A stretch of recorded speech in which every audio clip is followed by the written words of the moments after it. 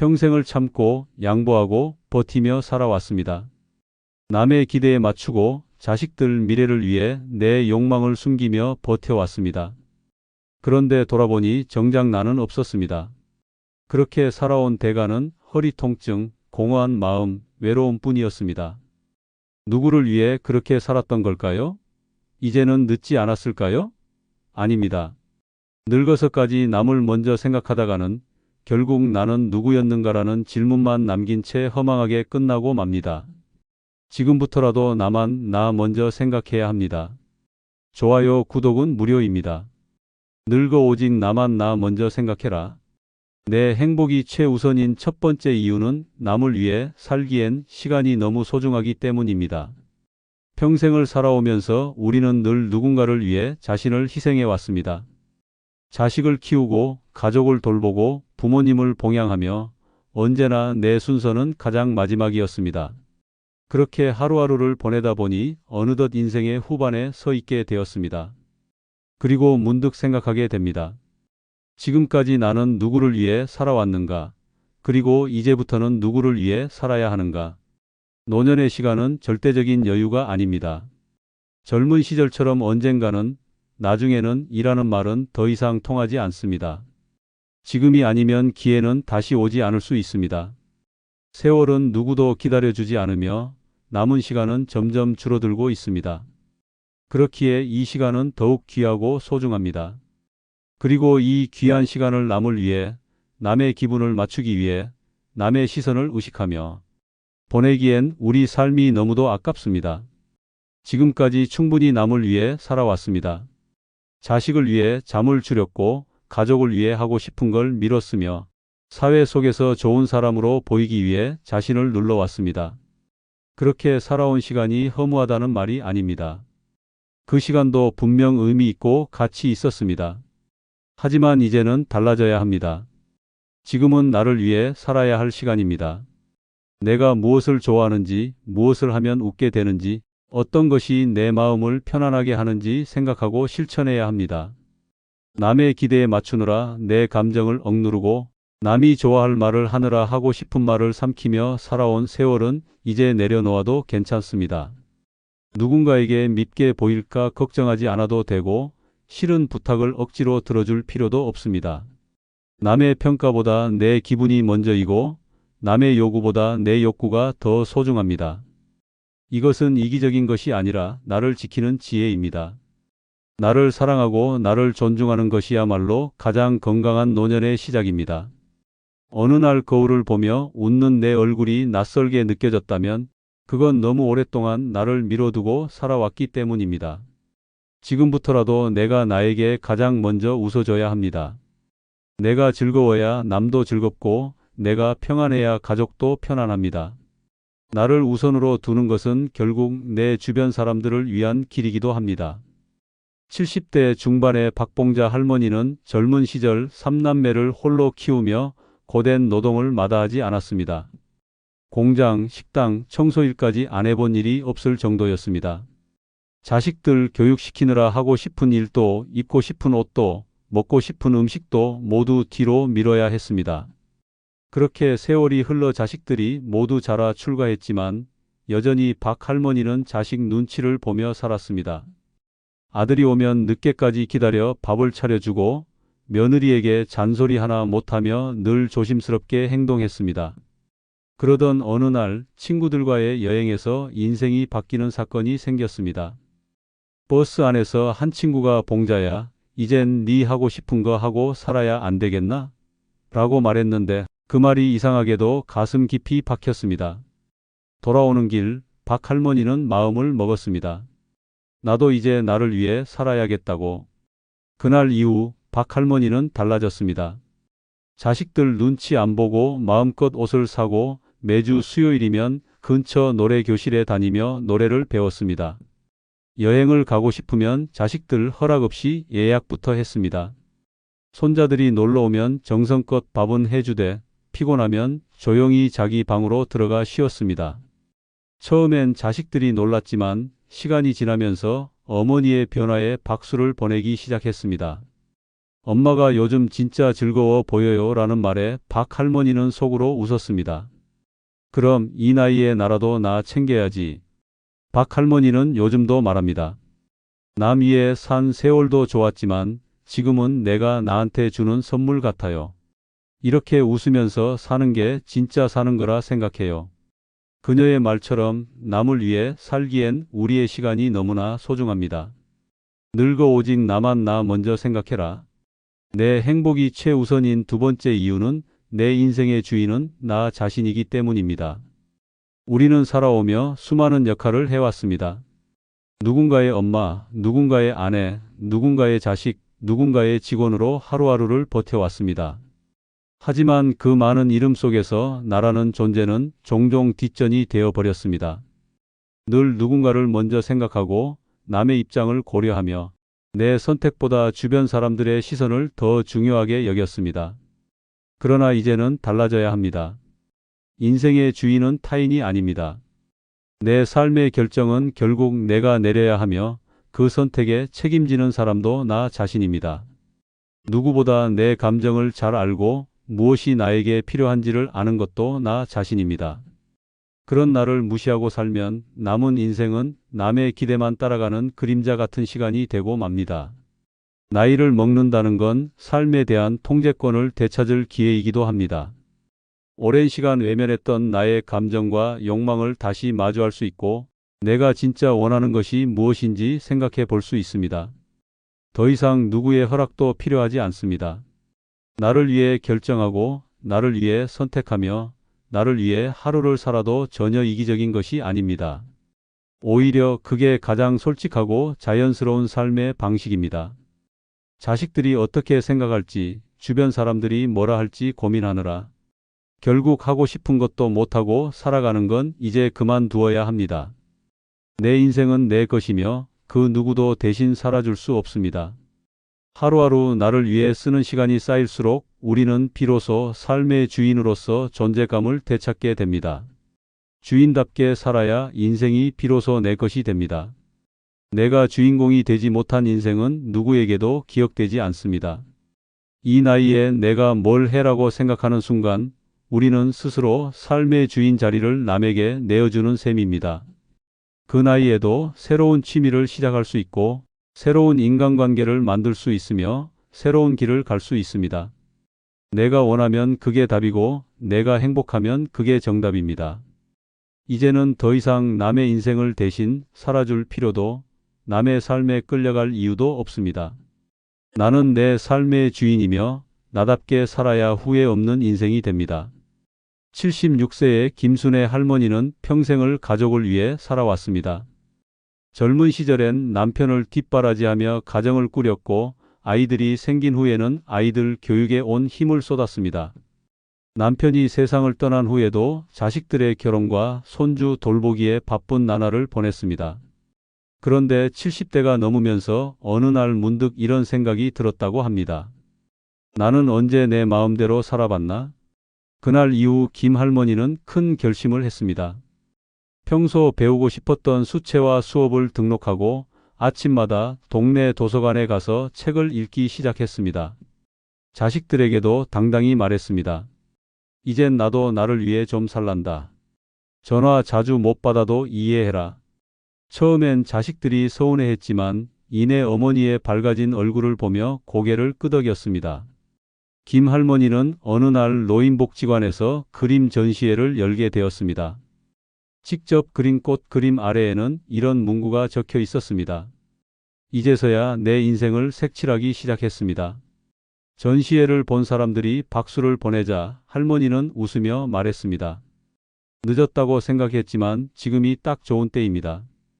요즘 김 할머니는 친구들과 함께 여행도 다니고 취미 활동도 즐기며 활기찬 노년을 보내고 있습니다. 가장 많이 듣는 말은 얼굴이 참 좋아지셨어요 라는 말입니다. 그럴 때마다 할머니는 이렇게 대답한다고 합니다. 내 인생의 주인이 드디어 돌아왔거든요. 김순애 할머니의 이야기는 우리 모두에게 중요한 메시지를 전해줍니다. 누구의 그림자도 아닌 온전히 나의 삶을 살아가는 시간. 그것이야말로 가장 가치 있는 노년의 모습입니다. 늙어 오직 나만 나 먼저 생각해라. 내 행복이 최우선인 세 번째 이유는 지금 아니면 행복할 기회가 없기 때문입니다. 우리는 늘 조금만 더 참자, 언젠가는 나도라는 말을 입에 달고 살아왔습니다. 자식 키우느라 미뤘고, 남편 뒷바라지하느라 뒤로 미뤘고, 부모님 병간호에 자신을 내팽개치기도 했습니다. 그렇게 미루고 미루다 보니 어느덧 내 삶의 계절은 가을을 지나 겨울에 접어들었습니다. 시간은 참 빠릅니다. 어제 갔던 일이 벌써 10년 전이고 손에 잡힐 듯 가까웠던 계획도 어느새 흐릿해져 버렸습니다. 젊은 시절에는 나중에라는 말이 그럴듯한 핑계가 되었지만 지금은 그 나중이 더 이상 없는 나이입니다. 그렇기에 지금 이 순간이 가장 소중합니다. 지금 아니면 안 되는 이유는 바로 우리가 그 어떤 때보다 절실하게 행복을 느끼고 싶어 하기 때문입니다. 행복은 크고 특별한 일에서 오는 것이 아닙니다. 조용한 아침 햇살 속에서 커피 한 잔을 마시는 일, 좋아하는 음악을 들으며 고개를 끄덕이는 일, 오래된 친구와 수다를 떠는 일처럼 일상 속 작은 순간들이 모여 진짜 행복이 됩니다. 문제는 그 순간을 누리지 못한 채 그냥 지나쳐버리는 것입니다. 행복은 언젠가 찾아오는 것이 아니라 지금 내가 선택하는 것입니다. 누구와 시간을 보내느냐, 어디에 마음을 두느냐, 무엇을 하며 웃느냐에 따라 오늘 하루의 감정이 달라집니다. 그런데도 우리는 늘 행복을 다음으로 미룹니다. 몸이 좀 더 나아지면, 자식이 좀 더 안정되면, 집안일이 정리되면 하겠다며 또다시 자신을 미뤄둡니다. 하지만 더는 미루면 안 됩니다. 지금은 행복해져도 되는 시간이고 이제는 나를 위해 웃어도 되는 시기입니다. 마음껏 즐기고 소소한 것에 감사하고 하루하루를 나답게 살아가야 할 때입니다. 아직도 남을 위해 하루를 보내고 있다면 이제는 잠시 멈추고 자신에게 물어보아야 합니다. 지금 내가 즐겁고 있는지, 지금 내가 편안한지를 말입니다. 노년은 기다림의 시간이 아니라 누림의 시간이어야 합니다. 아프기 전에, 더 지치기 전에, 더 후회가 쌓이기 전에 지금 당장 행복을 선택해야 합니다. 그렇게 오늘의 행복이 쌓이면 내일도 미소 지을 수 있습니다. 지금 이 순간이 바로 내 행복의 골든타임입니다. 74세의 오정희 할머니는 평생을 맞벌이로 일하며 세 자녀를 키워냈습니다. 자식들 대학 보내고 결혼까지 시킨 후엔 이제 좀 쉬어야지 싶었지만 현실은 달랐습니다. 손주 돌봄에 시달리고 명절이면 온 집안일을 도맡아 하며 여전히 바쁜 나날을 보냈습니다. 어느 날 아침 허리가 끊어질 듯 아픈 채로 일어나면서 문득 이런 생각이 들었다고 합니다. 이러다 진짜 아무것도 못하고 죽겠다. 그날 이후 오 할머니는 결심했습니다. 지금이 아니면 정말 나를 위해 아무것도 못하겠다고. 다음 날 아침부터 모든 걸 바꾸기 시작했습니다. 일단 손주 등하원은 며느리에게 맡기고 자신은 동네 문화센터에 등록해 수필쓰기 수업을 듣기 시작했습니다. 매주 수요일이면 동네 친구들과 카페에 가서 수다 모임을 열고 종종 혼자 영화도 보러 다녔습니다. 자식들이 처음엔 깜짝 놀랐지만 점점 할머니의 밝아진 얼굴에 놀라며 응원을 보내기 시작했습니다. 엄마가 이렇게 활기차게 사는 거 보니까 우리도 마음이 편해요. 라는 딸의 말에 오 할머니는 눈시울이 붉어졌다고 합니다. 그 한마디에 내가 이제야 진짜 엄마가 된 것 같았어요. 요즘 오 할머니는 아침마다 거울을 보며 스스로에게 인사를 건넵니다. 잘하고 있어, 정희야. 오늘도 너를 위해 살아. 이런 말을 하면서 하루를 시작하는 자신이 너무 대견하고 사랑스럽다고 말합니다. 행복을 선택한 그날 이후 그녀의 삶은 바뀌었고 그 선택은 단 한 번도 후회되지 않았다고 말합니다. 지금 아니면 안 됩니다. 내일은 보장되지 않고 어제는 돌아오지 않습니다. 지금 이 순간 내가 나를 위해 웃고 나를 위해 선택하고 나를 위해 하루를 채워야 합니다. 늙어 오직 나만 나 먼저 생각해라. 내 행복이 최우선인 네 번째 이유는 내 건강을 챙겨야 남도 챙길 수 있기 때문입니다. 평생을 남을 돌보느라 살아왔습니다. 아이 키우느라 잠 줄이고 남편 뒷바라지 하느라 허리 휘고 부모 봉양에 마음이 닳아 없어질 정도였습니다. 그러다 보니 정작 내 몸과 마음은 돌볼 틈이 없었습니다. 내가 아픈 것도 모르고 참았고 내 기분이 어떤지도 중요하지 않았습니다. 그러나 지금은 달라야 합니다.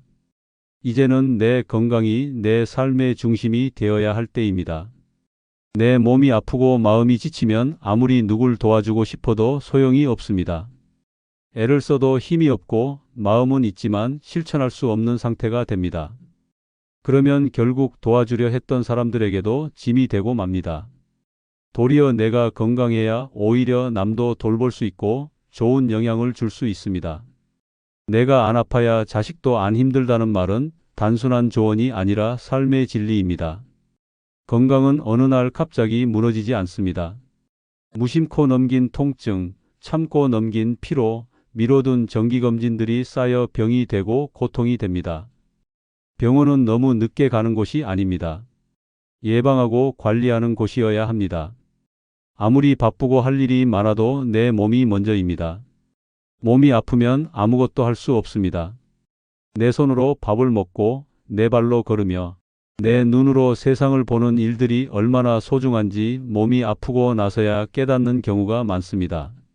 이제는 병이 생기고 나서 치료하려 하지 말고 병이 생기지 않도록 먼저 챙겨야 합니다. 규칙적인 생활, 올바른 식습관, 꾸준한 운동, 무엇보다 내 감정을 잘 들여다보는 것이 중요합니다. 마음이 아프면 몸도 따라 무너지고 몸이 지치면 마음까지 우울해집니다. 건강은 몸과 마음이 함께 관리되어야 온전히 유지될 수 있습니다. 그리고 이것이 왜 중요하냐면 내가 건강해야 남도 안심하기 때문입니다. 자식도, 친구도, 이웃도 내가 건강하면 웃을 수 있습니다. 우리 엄마는, 우리 아버지는 아직 정정하시다는 말은 자식들에게 가장 큰 위안입니다. 내가 아프면 모두가 흔들립니다. 반대로 내가 건강하고 밝게 살아가면 남들도 내 곁에서 힘을 얻습니다. 이것은 이기심이 아니라 책임입니다. 나의 건강이 곧 가족의 행복입니다. 78세의 이춘자 할머니는 몇 년 전까지도 가족 중 누구보다 바쁘게 움직였습니다. 딸네 집에서 손주 등하교를 맡았고 둘째 아들 집에서는 김장철이면 빠지지 않고 김치를 해줬습니다. 주변에서는 정말 정정하시다는 칭찬을 들었지만 사실 할머니는 무릎이 쑤시고 허리가 끊어질 듯 아팠습니다. 병원에 가자는 자식들 말에도 괜찮다, 아직은 버틸만하다며 외면했습니다. 그러던 어느 날 아침 이 할머니는 주방에서 갑자기 쓰러졌습니다.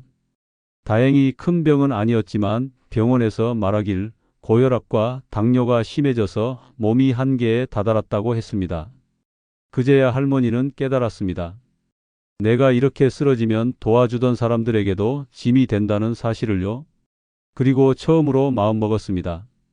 이젠 내 건강부터 챙기자. 퇴원 후 이 할머니는 생활을 완전히 바꾸었습니다.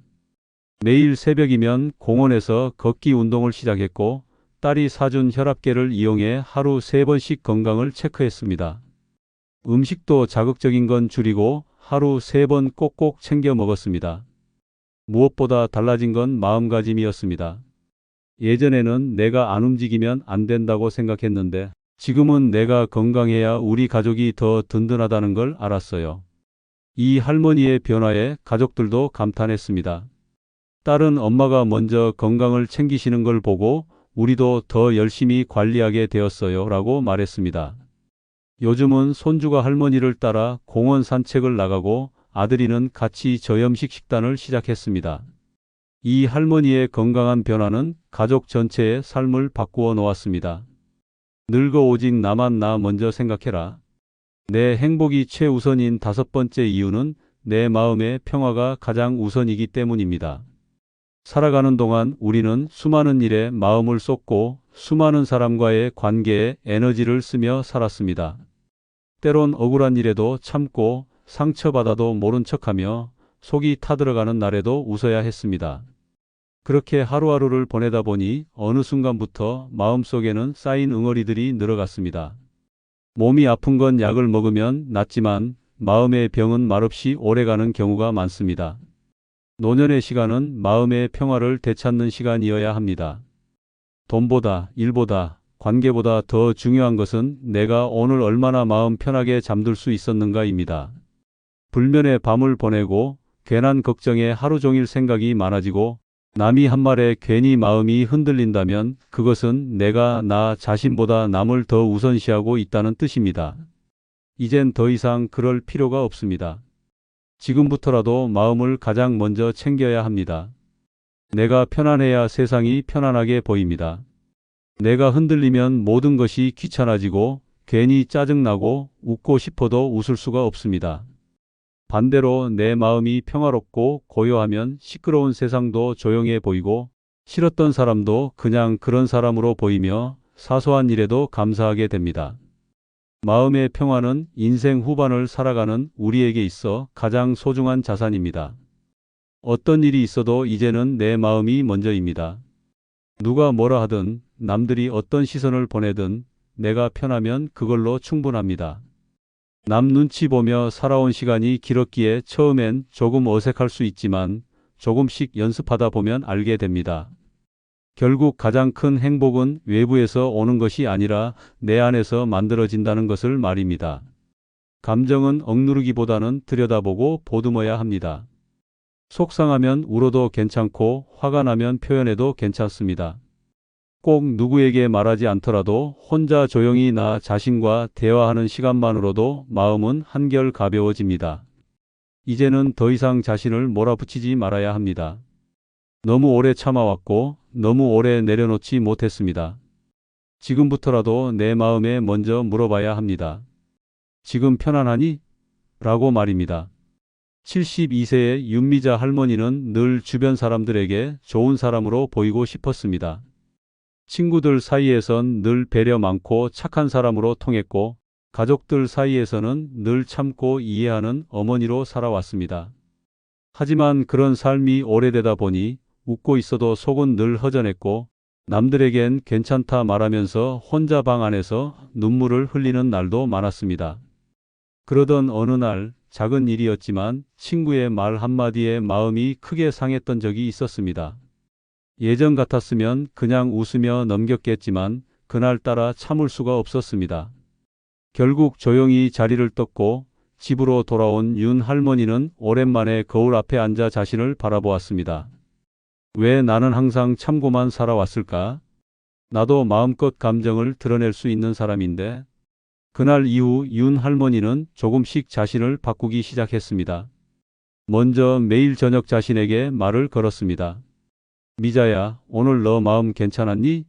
라는 질문에 스스로 답을 하며 하루하루를 돌아보았습니다. 마음이 힘들면 산책을 나가고 감정이 복잡할 땐 좋아하는 노래를 들으며 눈을 감았습니다. 그리고 점점 변해가는 자신을 느끼며 처음으로 편안하다는 감정을 알게 되었다고 했습니다. 가장 큰 변화는 가족들과의 대화에서 나타났습니다. 예전에는 무조건 맞춰주기만 했던 윤 할머니가 이제는 자신의 의견을 솔직히 말하기 시작한 것입니다. 이건 내가 좀 불편하구나. 오늘은 나 혼자만의 시간이 필요해. 이런 말들을 당당히 하게 되었고 가족들 또한 놀라면서도 점점 존중해주기 시작했습니다. 내 마음의 평화는 나만이 줄 수 있는 것입니다. 아무리 좋은 사람, 아무리 좋은 환경도 내가 나를 돌보지 않으면 아무 소용이 없습니다. 지금부터라도 가장 먼저, 가장 깊이, 가장 자주 들여다봐야 할 것은 바로 내 마음입니다. 마지막으로 구독, 좋아요 부탁드립니다. 안녕히 계십시오. 영상 시작에 앞서 구독, 좋아요 부탁드립니다. 아울러 영상이 끝난 후 여러분들의 경험담과 생각을 댓글에 적어 서로 소통하시길 부탁드립니다. 65세 이후 가난보다 무서운 5가지 중 첫 번째는 치매로 스스로를 몰라볼 때입니다. 죽음보다 더 끔찍한 건 살아있으면서 나를 하나씩 잃어가는 것입니다. 치매는 기억만 가져가는 병이 아닙니다. 내가 어떤 삶을 살았는지, 누구를 사랑했고, 무엇을 아꼈는지 나의 모든 존재를 뿌리째 뽑아버리는 절망입니다. 거울을 봐도 내 얼굴이 낯설고 자식의 얼굴이 기억나지 않고 익숙했던 집 안에서 길을 잃는 그 순간 세상은 지옥으로 변합니다. 치매는 조용히, 천천히 하지만 확실하게 삶을 무너뜨립니다. 처음에는 물건을 어디에 뒀는지 깜빡하는 것으로 시작됩니다. 이름이 생각나지 않고 약속을 잊고 똑같은 말을 반복합니다. 주변 사람들은 나이 들면 다 그래라고 웃어넘기지만 본인은 압니다. 뭔가 돌이킬 수 없는 일이 시작되고 있다는 걸. 그 공포는 말로 표현할 수 없을 만큼 절망적입니다. 점점 기억이 끊깁니다. 밥을 먹고도 안 먹었다고 말하고 손주 이름을 헷갈리고 심지어 자신이 한 행동을 부정하기 시작합니다. 가족은 혼란에 빠지고 당사자는 분노와 억울함에 휘청입니다. 자존심은 산산조각 나고 감정은 불안정해지고 결국 사람답게 사는 마지막 자존까지 무너집니다. 자신이 더 이상 나가 아니란 걸 인지하는 순간 고통은 극에 달합니다. 치매의 공포는 병 자체보다 그로 인해 생기는 인간관계의 붕괴입니다. 한때 사랑했던 가족이 낯설게 느껴지고 믿었던 자식이 자신을 부담스러워하는 눈빛을 보일 때 마음속 깊은 곳에서 외로움이 짙게 피어납니다. 내가 했던 모든 것, 나의 업적과 사랑이 모두 사라지고 오직 귀찮은 환자로 전락한 자신을 보며 그 어떤 가난보다 더한 절망을 느낍니다. 이 병은 나를 잊게 만드는 병입니다. 손끝의 감각, 언어, 감정, 기억 모든 것이 점점 흐릿해지고 결국엔 자신이 누군지도 모르고 눈을 뜨게 됩니다. 사람의 삶이란 무엇인지, 나이 든다는 것이 얼마나 잔인한 일인지 치매는 매일매일 가르쳐 줍니다. 서울 강서구에 사는 79세 이정의 어르신은 과거 초등학교 교사로 근무하며 세 자녀를 훌륭하게 키워낸 분입니다. 꼼꼼하고 빈틈없는 성격으로 정년까지 근무했고 퇴직 후에는 손주들 학습 지도까지 도맡아 하며 교육의 달인이라 불렸습니다. 그러나 몇 년 전부터 이상한 증상이 나타났습니다. 설거지를 2번 하고 가스불을 켜둔 채 잠이 들었고 냉장고에 리모컨을 넣기도 했습니다. 가족들은 처음엔 건망증이라 여겼지만 점점 상황은 심각해졌습니다. 어르신은 며느리를 우리 집 가정부라고 부르고 자식 이름도 뒤섞여 기억했습니다. 하루는 집 밖으로 나갔다가 돌아오지 못하고 경찰의 도움을 받아 새벽에야 집으로 돌아왔습니다. 그날 이후 가족은 어쩔 수 없이 병원에 모시고 가 진단을 받았고 결과는 중증 알츠하이머였습니다. 이후 어르신은 빠르게 무너졌습니다. 밥을 입에 넣는 법도 잊고 화장실 사용도 불가능해졌습니다. 딸이 울며 이름을 불러도 누구세요? 라고 답했고 가족들이 보는 앞에서 거실 바닥에 용변을 봐도 아무렇지 않게 웃었습니다. 손주는 방에서 나오지 않게 되었고 며느리는 결국 간병인을 불러야 했습니다. 언젠가 자랑스러웠던 어르신은 이제 가족에게 짐이 되었다는 말이 나올까 두려워 아무도 입을 열지 못합니다. 지금은 요양병원에 계시며 매일 같은 말만 반복합니다. 엄마는 언제 오니? 하지만 치매는 완전히 막을 수는 없더라도 예방할 수 있는 방법이 분명히 존재합니다. 일상 속에서 규칙적인 운동은 뇌 혈류를 증가시키고 뇌세포의 노화를 늦추는 데 도움이 됩니다. 식습관도 중요합니다. 가공식품보다는 채소, 생선, 견과류 등 뇌 건강에 도움이 되는 음식을 섭취하는 것이 좋습니다. 독서, 글쓰기, 퍼즐 맞추기 같은 두뇌 활동은 기억력 유지에 효과적이며 무엇보다 사람들과의 교류가 큰 도움이 됩니다. 매일 누군가와 대화하고 관심사를 공유하며 웃는 삶이야말로 가장 강력한 예방책입니다. 내가 나를 잃지 않기 위해 지금 이 순간부터 지켜야 합니다. 치매는 멀리 있는 병이 아니라 문득 어느 날 찾아오는 조용한 파괴자입니다. 스스로를 지키는 노력은 결코 늦지 않았습니다. 65세 이후 가난보다 무서운 5가지 중 2번째는 자식에게 쓸모없는 존재가 되었을 때입니다. 자식에게 쓸모없는 존재가 되었을 때입니다. 세상에서 가장 참담한 순간은 내가 키운 자식에게 외면당하는 그 찰나입니다. 아무리 돈이 없어도 아무리 병들어도 견딜 수 있습니다. 하지만 자식의 눈에 내가 짐이 되고 방해가 되고 쓸모없는 존재로 전락한 모습을 보는 순간 삶의 모든 의미는 무너집니다.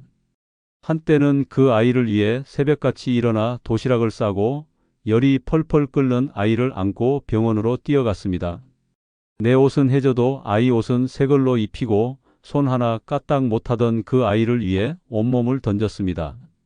그런데 지금은 그 자식이 내 존재를 눈치로 받아들이고 말 한마디조차 귀찮아하는 눈빛을 보일 때 인간으로서 마지막 자존심마저 부어집니다. 자식에게 쓸모없는 존재가 된다는 건 단순히 무시당하는 게 아닙니다. 가족 안에서 소외된 존재로 살아가는 고통은 죽음보다 더 깊습니다. 손주 돌봐달라 할 땐 필요하다고 손을 잡고 아플 땐 병원 동행 부탁조차 미안해져 말 한마디 못 꺼내는 현실은 참담합니다. 심부름 하나 부탁해도 엄마, 나 지금 바빠요. 아빠, 나중에 얘기해요 라는 말만 돌아옵니다. 집에선 내 자리가 점점 작아지고 식탁에 앉는 위치조차 애매해집니다. 텔레비전 소리 좀 키웠다고 눈총 받고 양말을 아무 데나 놨다고 타박받는 그 순간 나는 더 이상 가족이 아니라 눈치 보는 하숙인이 됩니다. 언젠가부터는 내가 여기서 왜 살고 있지? 라는 생각이 마음속에서 떠나지 않습니다. 내가 해주는 것 없이 밥만 축내는 사람, 불편함만 안겨주는 사람, 존재 자체가 무거운 사람처럼 느껴지기 시작합니다. 나도 모르게 말수가 줄고 행동은 조심스러워지며 결국은 가족 안에서 말 없는 유령처럼 살아가게 됩니다. 세상은 효도를 말하지만 현실은 냉혹합니다. 자식에게 쓸모를 잃는 순간 부모는 고립됩니다. 쓸모없는 존재로 여겨지면 그 어떤 사랑도 기억도 추억도 무너집니다. 사람은 필요할 때만 사랑받는 존재가 아닙니다. 그럼에도 불구하고 늙고 약해졌다는 이유만으로 사랑의 대상이 아니라 처리해야 할 문제로 바뀌는 현실은 너무도 비정합니다. 강원도 원주에 사는 76세 어르신의 실제 이야기입니다. 이 어르신은 세 아들을 홀로 키워낸 어머니입니다. 아버지 없이 키운 아들들이기에 애정도 각별했고 자신은 항상 뒷전으로 살았습니다. 큰아들은 대기업, 둘째는 공무원, 막내는 해외에서 직장 생활을 하고 있었습니다. 어르신은 오랫동안 혼자 살다 건강이 악화되자 큰아들 집으로 들어갔습니다. 처음엔 반갑게 맞이하던 가족들이 시간이 갈수록 변했습니다. 손주와 부딪히지 않게 조심하라는 말, 냄새 나니 방은 환기하라는 말, 늦게 씻으면 물소리 크다는 말이 반복되면서 어르신은 점점 움츠러들었습니다. 그러던 어느 날 며느리가 대놓고 말했습니다. 어머님, 요양보호사 불러드리는 게 좋을 것 같아요. 저희도 생활이 힘들어요. 어르신은 말없이 웃으며 고개를 끄덕였습니다. 그리고 며칠 뒤 혼자 다시 짐을 싸고 원래 살던 작은 전셋집으로 돌아갔습니다. 그날 밤 큰아들에게 전화가 왔습니다. 왜 그러셨어요, 엄마? 어르신은 담담하게 말했습니다. 이젠 내가 너희에게 쓸모없는 사람 같아서 그래. 괜히 미안하더라. 전화기 너머로 긴 침묵이 흘렀고 그 이후로 아들은 한 달에 한 번 안부만 묻고 있습니다. 지금 어르신은 동네 경로당에서 바둑을 배우며 살아갑니다. 사람들과 웃고 떠드는 시간이 가장 즐겁다며 말합니다. 가족보다 나를 사람답게 대해주는 건 낯선 이들이더라.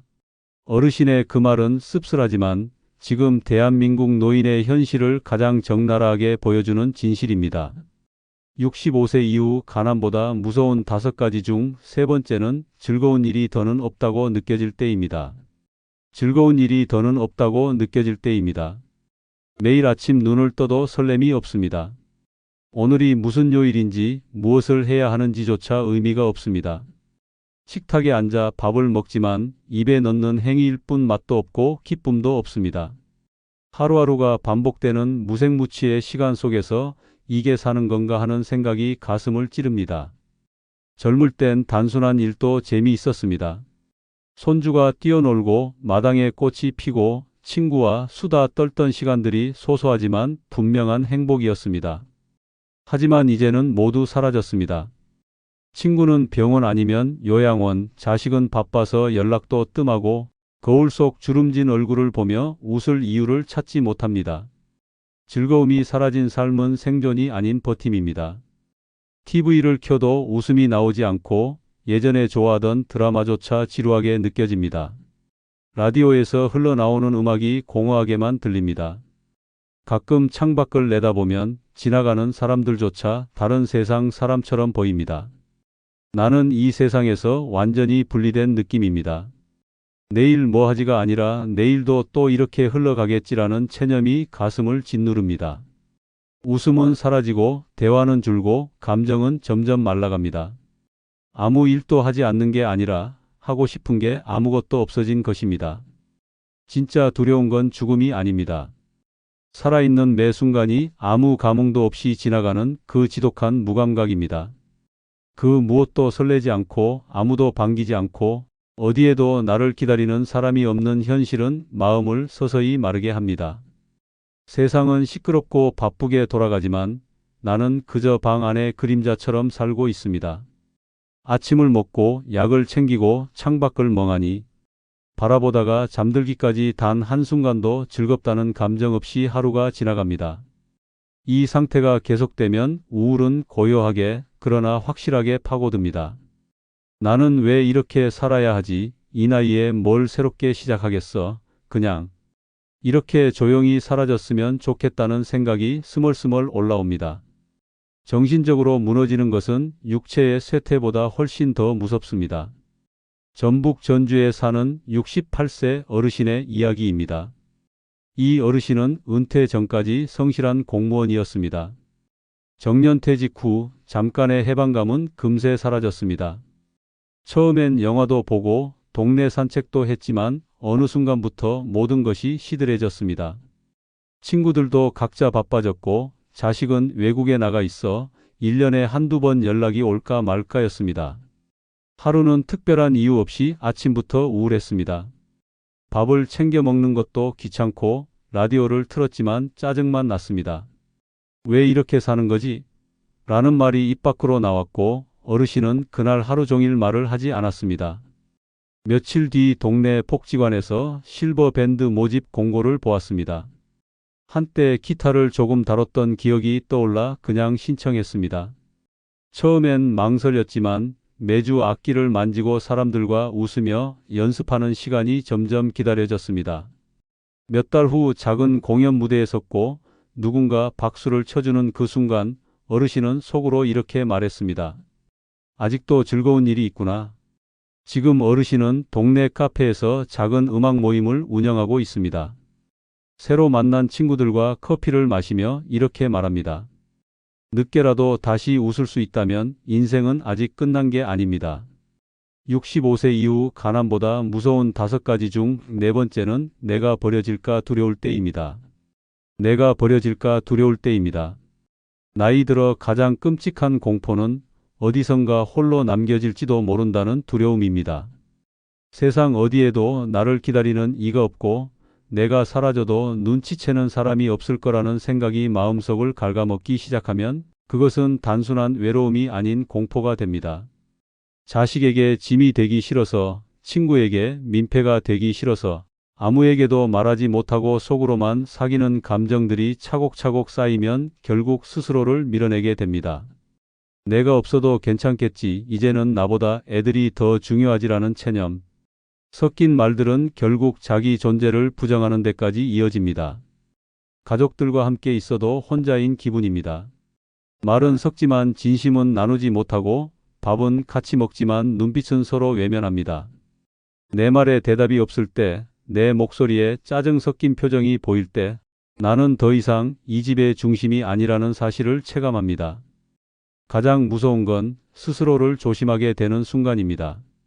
혹시라도 짐이 될까봐 몸이 아파도 참습니다. 병원에 가자고 하지도 않고 불편해도 말하지 않습니다.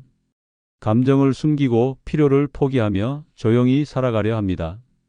그렇게 하루하루를 살다 보면 어느 날 깨닫습니다. 나는 지금도 이미 버려진 삶을 살고 있다는 걸. 길을 걷다 쓰러져도 며칠간 집에 불이 꺼져 있어도 아무도 눈치채지 않는 세상 속에서 나라는 사람은 점점 투명한 존재가 됩니다. 공공장소에서 어르신이 실수라도 하면 사람들은 도와주기는커녕 피하거나 눈총을 줍니다. 나이 들수록 버려질 가능성은 현실이 됩니다. 요양원에 혼자 남겨지는 사람들, 병원에 가족 없이 누워있는 노인들, 장례식조차 치러지지 못하는 무연고 사망자가 해마다 늘고 있습니다. 이 시대는 나이든 사람을 동정하지 않습니다. 필요가 없으면 거리낌 없이 놓아버립니다. 내가 버려질까 두려운 마음은 단순히 눈물로 끝나는 감정이 아닙니다. 그것은 존엄을 무너뜨리고 존재 자체를 부정하게 만드는 감정입니다. 혼자 남겨지는 상상만으로도 숨이 턱 막히고 눈물이 나며 삶의 의미가 무너지기 시작합니다. 그 순간부터 삶은 목적이 아닌 생존이 됩니다. 충남 논산에 사는 73세 어르신의 이야기입니다. 이 어르신은 평생 농사일을 하며 자식 셋을 키웠습니다. 배우자 없이 홀로 이끌어온 삶은 그 자체로 위대했습니다. 하지만 세월이 흐르고 몸이 약해지자 자식들이 번갈아가며 모시겠다고 했습니다. 처음에는 고마웠지만 시간이 갈수록 자식들 사이에서 어르신은 돌려 맡겨지는 짐이 되었습니다. 어느 날 둘째 아들 집에서 지내던 중 며느리의 무심한 말이 귓가를 때렸습니다. 어머님, 이번 주는 저희도 좀 쉬어야 하니까 다음 주부터는 언니네 집으로 가주세요. 어르신은 아무 말 없이 짐을 쌌습니다. 그리고는 버스를 타고 집으로 향했습니다. 집이라고 해도 이미 오래전에 비워진 시골집이었습니다. 전기도 끊기고 먼지가 가득했지만 그곳이 차라리 마음이 편했습니다. 며칠 뒤 마을 이장이 찾아왔습니다. 어르신, 자녀분들한테 연락드릴까요? 어르신은 고개를 저으며 말했습니다. 이젠 괜찮아요. 혼자 있는 게 차라리 덜 미안하니까요. 그날 밤 어르신은 촛불을 켜놓고 묵묵히 앉아 있었습니다. 한참 후 작은 목소리로 혼잣말을 했습니다. 내가 이렇게 버려질 줄은 몰랐어. 그래도 여긴 내가 선택한 자리니까 괜찮아. 지금도 어르신은 시골집에 혼자 살고 있습니다. 가끔 마을 사람들이 찾아오면 세상에서 존재하는 듯한 기분이 든다고 합니다. 자식들에게는 더 이상 기댈 생각이 없고 언젠가 조용히 이곳에서 생을 마감할 생각이라고 합니다. 그의 얼굴에는 체념이 아닌 이상하리만큼 평온한 웃음이 남아 있었습니다. 65세 이후 가난보다 무서운 5가지 중 5번째는 내가 사라져도 아무도 눈치채지 않을 것 같을 때입니다. 내가 사라져도 아무도 눈치채지 않을 것 같을 때입니다. 세상에서 가장 서글픈 감정은 외로움이 아닙니다. 존재 자체가 무의미하다고 느껴지는 절망입니다. 아침에 눈을 떠도 반겨주는 사람이 없고 저녁에 불을 꺼도 기다리는 이 하나 없을 때 삶은 무채색 그림자처럼 흐려집니다. 한때는 나 없으면 안 될 것 같았던 자식들이 이제는 바쁘다는 말로 안부조차 묻지 않고 친구들은 하나둘씩 떠나며 연락이 끊겼고 하루 종일 한마디도 말하지 않고 보낸 날이 익숙해졌습니다. 그런 삶 속에서 문득 내가 지금 당장 이 세상에서 사라져도 누가 알아챌까 하는 생각이 스쳐갑니다. 전화기엔 걸려오는 번호가 없습니다. 문 앞에 놓인 우편물도 택배도 없습니다. 생일날 축하 메시지 하나 없고 특별한 날도 없습니다. 그러다 문득 이런 생각이 듭니다. 내가 없어도 아무 일도 일어나지 않겠구나. 그런 생각은 곧 고요한 공포가 됩니다. 이름을 부르는 사람이 없습니다. 식당에 가도 병원에 가도 마트에 가도 누군가 나를 알아보는 일이 없습니다. 나는 이 도시 속에서 투명 인간처럼 살아가고 있습니다. 옆집에 누가 사는지도 모르고 나도 그들에게 어떤 존재도 아닙니다. 가장 충격적인 건 나조차도 나를 방치하게 된다는 사실입니다. 누군가 날 걱정해 줄 것이라는 기대가 사라지면 밥을 안 먹어도 약을 깜빡해도 쓰레기를 버리지 않아도 신경 쓰지 않게 됩니다. 점점 나는 살고 있다는 감각을 잃어버리고 그냥 있다는 상태로 굳어집니다. 사람은 관계 속에서 존재감을 느낍니다. 누군가 나를 불러줄 때, 나를 기억할 때 그 안에서 삶의 의미를 찾습니다. 그러나 그 모든 관계가 끊긴 순간 나는 이 세상에서 존재하지 않는 것과 같습니다. 그것이 바로 가난보다 무섭고 죽음보다 서글픈 현실입니다. 서울 노원구에 사는 69세 김봉선 어르신의 이야기입니다. 남편과 사별한 뒤 혼자 살게 된 김 어르신은 딸 하나를 두었지만 딸은 결혼 후 해외에 정착했습니다. 처음엔 영상통화도 자주 했고 명절마다 소포도 보내왔지만 시간이 흐르면서 연락이 점점 뜸해졌습니다. 하루는 감기 몸살이 심해 이틀 동안 아무것도 먹지 못한 채 침대에 누워 있었습니다. 휴대폰은 머리맡에 있었지만 연락할 사람이 떠오르지 않았습니다. 구청, 병원, 이웃 누구도 쉽게 손이 가지 않았습니다. 그렇게 사흘째 되는 날 전기요금 미납으로 불이 꺼졌습니다. 추운 방 안에서 담요를 덮고 몸을 웅크린 채 김 어르신은 혼잣말을 했습니다. 내가 여기서 이렇게 죽어도 아무도 모를 텐데. 그 말은 놀랍도록 차분하게 흘러나왔습니다. 공포도 분노도 아닌 단지 깊은 체념과 슬픔뿐이었습니다. 이후 겨우 몸을 일으켜 동사무소에 연락을 했고 복지사가 방문해 간단한 지원을 받았습니다. 그러나 그날 이후 김 어르신은 더 이상 아무에게도 기대지 않기로 마음먹었습니다. 괜히 기대하면 실망만 크니까요. 이제는 그냥 조용히 살다 조용히 가고 싶어요. 지금도 김 어르신은 매일 같은 시간에 일어나고 조용히 식사하고 마당의 화분에 물을 줍니다. 특별한 일은 없습니다. 하지만 그 삶 속에서 가장 큰 두려움은 여전히 남아 있습니다. 내가 사라져도 아무도 모른다면 나는 대체 왜 존재하는 걸까? 그 질문은 아직도 그녀의 마음속에 무겁게 내려앉아 있습니다. 끝으로 구독, 좋아요 부탁드립니다. 감사합니다. 영상 시작에 앞서 구독, 좋아요 부탁드립니다. 영상이 끝난 후 여러분들의 경험담과 생각을 댓글에 적어주시어 서로 소통하시길 부탁드립니다. 노년에 절대 놓치면 안 되는 첫 번째 귀한 친구는 바로 서로의 약점을 감싸주는 친구입니다. 사람은 누구나 나이가 들수록 약해집니다. 몸이 먼저 말을 듣지 않고 기억은 흐릿해지며 자존심은 나날이 얇아집니다. 그럴수록 내 약점을 들키지 않으려 애쓰게 되고 그래서 더 외로워집니다. 하지만 그런 순간 내 약점을 굳이 드러내지 않아도 알아채고 감싸주는 친구가 있다면 세상은 덜 두렵고 하루하루가 견딜만해집니다. 젊을 때는 경쟁하고 비교하고 더 나아지려 애쓰지만 노년의 우정은 그 모든 것을 벗은 진짜 마음으로부터 시작됩니다. 약점을 감싸준다는 것은 나의 부족함을 알아도 그것을 흉보지 않고 오히려 감싸주는 넉넉함을 의미합니다. 배려로 다가오고 따뜻한 눈빛으로 말없이 감싸주며 때로는 아무 일 없었다는 듯이 웃어주는 친구는 노년의 보석과도 같습니다.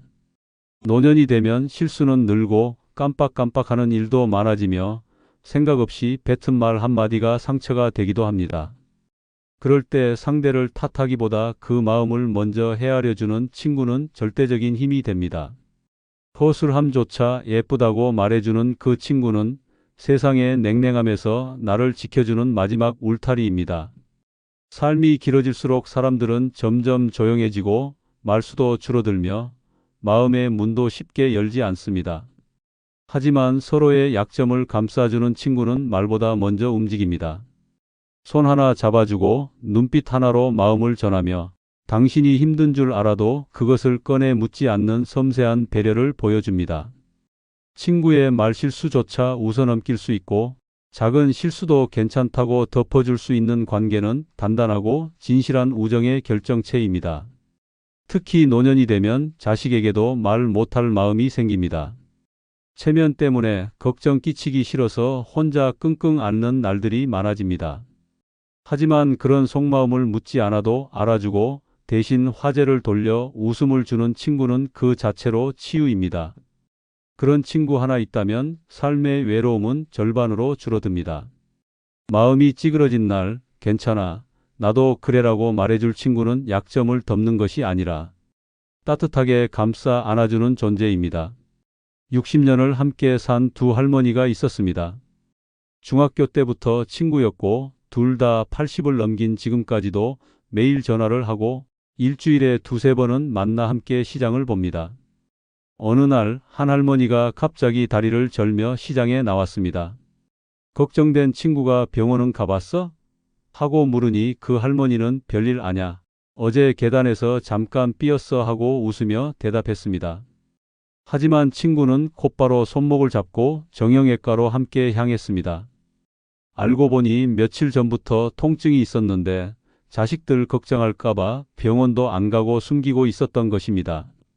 진료를 마치고 약국에 들른 두 사람은 시장 근처 벤치에 앉아 소보로빵 하나를 나눠 먹었습니다. 그 자리에서 다리 아팠던 친구는 결국 울음을 터뜨렸습니다. 나 요즘 자꾸 여기저기 아파서 무섭다며 말하자 친구는 말없이 가방 속 손수건을 꺼내 건네며 말했습니다. 아프면 나한테 말해. 나 다 감당할 수 있어. 너보다 내가 건강하잖아. 그 말에 둘 다 웃음 반 눈물 반이 되어 결국 빵 부스러기 묻은 손으로 서로의 손을 꼭 잡았습니다. 누가 보면 그냥 평범한 두 노인의 하루지만 서로의 약점을 감싸 안는 그 순간은 세상 어떤 장면보다도 감동적이었습니다. 그날 이후로 두 사람은 서로를 내 약점 담당 친구라고 부릅니다. 두 번째 친구는 서로 자존심 없이 진심을 나누는 친구입니다. 나이가 들수록 사람들은 말이 적어지고 감정 표현도 인색해집니다. 마음은 복잡한데 입은 굳게 다물고 괜찮다는 말로 모든 걸 덮으려 합니다. 그런 날들이 쌓이면 외로움은 깊어지고 결국 마음의 문은 더 굳게 닫히게 됩니다. 하지만 그 문을 아무렇지 않게 열 수 있는 친구가 있다면 그건 인생이 준 가장 값진 선물입니다. 자존심 없이 진심을 나눈다는 것은 거칠에 없는 대화를 한다는 뜻입니다. 돈 많고 없음을 떠나고 사회적 지위를 따지지 않으며 성공이나 실패도 중요하지 않은 관계입니다. 그저 마음을 있는 그대로 꺼낼 수 있는 친구, 창피한 감정도 거리낌 없이 말할 수 있는 친구는 노년에 가장 필요한 존재입니다. 서로의 체면을 지켜주기보다 서로의 마음을 들여다볼 줄 아는 친구가 있어야 노년은 외롭지 않습니다. 나이 들면 자존심이 더 세진다는 말이 있습니다. 세상을 오래 살며 생긴 상처들이 쌓이고 그 상처를 들키지 않기 위해 벽을 치는 것입니다. 그래서 나 괜찮아라는 말 뒤엔 늘 사실은 이라는 숨겨진 속마음이 따라붙습니다. 그런 마음을 단박에 알아차리고 그럴 줄 알았어. 나도 그래라고 맞장구 쳐줄 수 있는 친구가 있다면 그 사람은 마음의 방 안에 불을 켜주는 존재입니다. 진심을 나눈다는 것은 말뿐 아니라 행동으로 보여주는 것입니다. 힘들다는 말을 못해도 얼굴만 보고도 알아채고 어색한 웃음 속에서 눈빛 하나로 안부를 묻고 힘든 순간 찾아오지 않아도 언제든 곁에 있을 거란 믿음을 주는 친구가 진정한 친구입니다. 자존심은 접어두고 나 요즘 좀 무서워라고 말할 수 있는 사이, 나 그 말 듣고 서운했어라고 말할 수 있는 용기 있는 우정은 나이 들수록 더욱 절실해집니다. 진심이 통하는 친구는 말로 설명하지 않아도 통합니다. 오랜 세월에 쌓인 신뢰와 추억은 말보다 깊은 대화를 가능하게 합니다. 자존심 따위는 내려놓고 때론 미련하게 울어도 괜찮고 질투와 원망이 섞인 속내도 모두 꺼내놓을 수 있는 그 관계는 무엇과도 바꿀 수 없는 인생의 위로입니다. 경기도 수원에 사는 박영자 할머니는 75세입니다.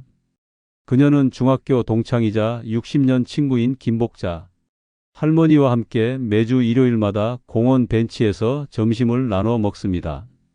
어느 날 김복자 할머니가 약속 시간보다 30분 늦게 도착했습니다. 박영자 할머니는 잔뜩 화가 나 있었지만 아무 말 하지 않았습니다. 김복자 할머니는 앉자마자 갑자기 눈물을 흘리기 시작했습니다. 영자야, 나 아들한테 서운한 말 들었어. 내가 짐처럼 느껴진다더라. 그 말에 박영자 할머니는 아무 말 없이 손을 잡아줬습니다. 그리고는 한참을 침묵하다가 조용히 말했습니다. 나도 전에 며느리가 그런 말해서 며칠을 울었어. 근데 복자야, 우린 서로 있잖아. 짐이라니 우리는 서로의 보물이야. 그 말을 듣고 두 사람은 웃음과 눈물이 뒤섞인 표정으로 닭강정을 나눠 먹었습니다. 닭강정은 식었지만 마음은 따뜻하게 데워졌습니다. 그렇게 두 할머니는 자존심 없이 진심을 꺼내며 서로의 마음을 채워줬습니다. 누군가에게는 평범한 하루였지만 두 사람에겐 인생에서 가장 따뜻한 일요일이었습니다. 세 번째 친구는 내가 없는 자리에 나를 칭찬하는 친구입니다. 많은 사람은 앞에서는 웃지만 돌아서면 평가하고 비교하고 깎아내리기 바쁩니다. 젊었을 땐 그런 말에 무뎌질 수 있지만 나이가 들수록 그런 소문 하나가 깊은 상처가 됩니다. 특히 내 존재가 점점 작아지는 노년엔 누군가의 따뜻한 말 한마디가 하루의 기운이 되고 한 줄의 칭찬이 살아갈 이유가 됩니다. 나 없는 자리에서 나를 칭찬하는 친구는 진짜입니다. 그 친구는 나를 사랑하는 사람입니다. 아무 대가 없이, 아무 이유 없이 그냥 나라는 사람 자체를 존중하고 내가 없는 자리에서도 나의 좋은 점을 대신 이야기해주는 사람입니다. 그런 친구는 세상에서 가장 강한 믿음을 주는 존재입니다. 그 사람 참 괜찮지, 나 오래 봐서 알아라고 말하는 친구가 있다면 그 우정은 이미 수십 년의 세월을 견뎌낸 단단한 사랑입니다.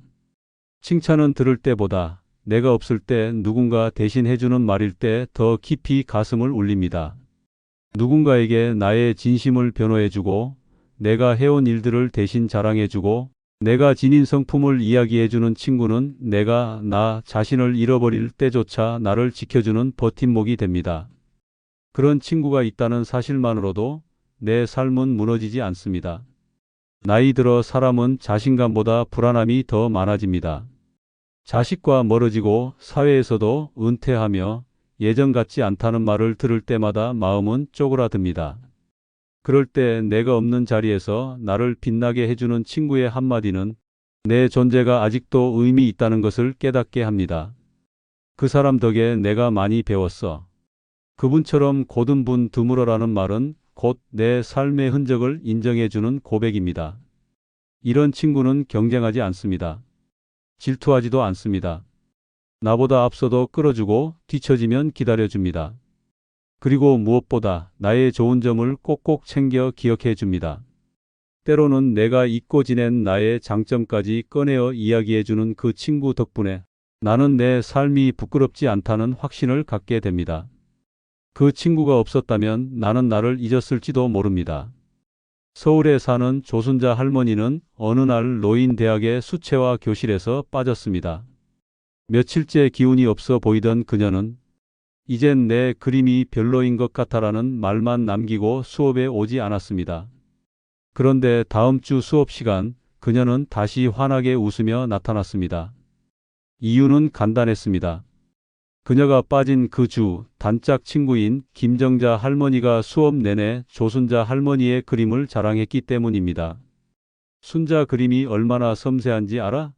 저번에 그린 들국화는 액자에 걸어도 될 정도였어 라고 말하며 다른 친구들에게 그동안 찍어둔 조순자 할머니의 작품 사진을 돌려가며 보여줬습니다. 그 이야기를 전해 들은 조순자 할머니는 감동을 넘어서 충격을 받았다고 했습니다. 자신이 없는 자리에서 누군가가 자신을 그렇게나 따뜻하게 이야기해 준다는 것에 눈물이 났다고 합니다. 결국 그녀는 다시 붓을 들었고 2달 후 작은 전시회에서 그녀의 들국화는 사람들의 눈길을 사로잡았습니다. 그날 전시회에 온 많은 사람이 그림도 감상했지만 진짜 감동은 김정자 할머니의 한마디에서 나왔습니다. 난 순자가 자기 그림보다 더 아름다운 사람이라는 걸 알아. 난 평생 그걸 사람들한테 자랑할 거야. 그 말에 박수가 터졌고 조순자 할머니는 다시 그림을 그릴 힘을 얻었습니다. 내가 없는 자리에서 나를 빛나게 해주는 친구, 그 친구야말로 노년에 절대 놓치면 안 되는 보물입니다. 네 번째 친구는 기억을 잃어도 이름은 기억할 친구입니다. 나이가 들수록 두려운 것은 몸의 병보다 마음의 병입니다. 이름을 잊고 얼굴을 잊고 함께했던 시간을 잊는 그 순간 사람은 세상에서 가장 외로운 존재가 됩니다. 아무리 가족이 있어도 아무리 돌봄을 받아도 기억이 지워지는 그 공포는 혼자만의 싸움처럼 느껴집니다. 그럴 때 누군가의 이름 하나만큼은 끝까지 기억나는 일이 있다면 그것은 기적이고 축복입니다. 사람은 가슴에 새겨진 존재만 기억한다고 합니다. 억지로 외운 이름은 쉽게 사라져도 마음속 깊이 박힌 사람의 이름은 머리가 잊어도 마음이 기억합니다. 기억을 잃어가는 그 순간에도 유일하게 입에서 흘러나오는 이름이 있다면 그 친구는 나의 마지막 등불입니다. 언어가 사라져도 논리가 사라져도 그 이름 하나만큼은 잊히지 않는다면 그것은 단순한 우정이 아니라 인생 전체를 함께한 존재의 증거입니다. 노년에 찾아오는 치매는 단순히 기억을 빼앗는 병이 아닙니다. 자존감을 무너뜨리고 존재의 흔적마저 지우는 잔인한 시간입니다. 하지만 그런 어둠 속에서도 단 하나의 이름이 떠오른다면 그 이름은 나를 사람답게 만들어주는 마지막 줄기입니다. 이 사람 누구지? 라는 질문에도 망설임 없이 나오는 그 한 이름은 수십 년 세월의 깊이를 담은 단단한 연결입니다. 그 친구는 내가 어떤 사람이었는지를 기억해주는 존재입니다. 이름 하나에 담긴 그 수많은 날들, 함께한 웃음과 눈물, 싸움과 화해, 그리고 무수한 계절의 교차점들이 남아 있습니다. 아무도 몰라도, 가족도 가끔 잊어도 그 친구만큼은 나를 잊지 않고 나도 그 친구만은 잊지 않는다는 사실은 노년의 외로움을 견디게 하는 가장 큰 힘입니다. 기억을 잃어가면서도 여전히 그 친구를 찾고 그 이름을 부르고 그 사람 앞에만 서면 표정이 달라진다면 그것은 단순한 우정이 아니라 영혼의 일부분입니다. 시간조차 뺏을 수 없는 우정, 병도 무너뜨릴 수 없는 그 이름, 그 존재는 노년을 견디는 든든한 힘입니다. 부산에 사는 정복순 할머니는 81세입니다. 몇 년 전부터 기억력이 급격히 나빠졌고 병원에서는 초기 치매 진단을 내렸습니다.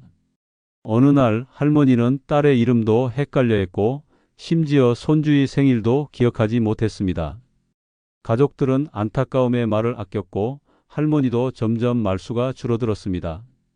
그런데 하루는 할머니가 누군가를 만나러 가겠다며 옷을 단정히 입고 밖에 나가려 했습니다. 가족이 따라가 보니 근처 작은 공원 벤치에서 기다리고 있는 82세의 김말순 할머니가 있었습니다. 두 사람은 70년 지기 친구였습니다. 정복순 할머니는 말이 느려지고 어눌해졌지만 말순 할머니 앞에서는 갑자기 얼굴이 환해졌습니다. 그리고 천천히 입을 열었습니다. 말순이, 넌 아직도 내 옆에 있네? 그 말에 가족들은 눈시울이 붉어졌습니다.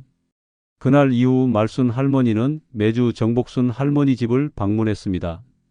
함께 옛 사진을 보며 이야기를 나누고 오래된 노래를 함께 부르며 시간을 보냈습니다.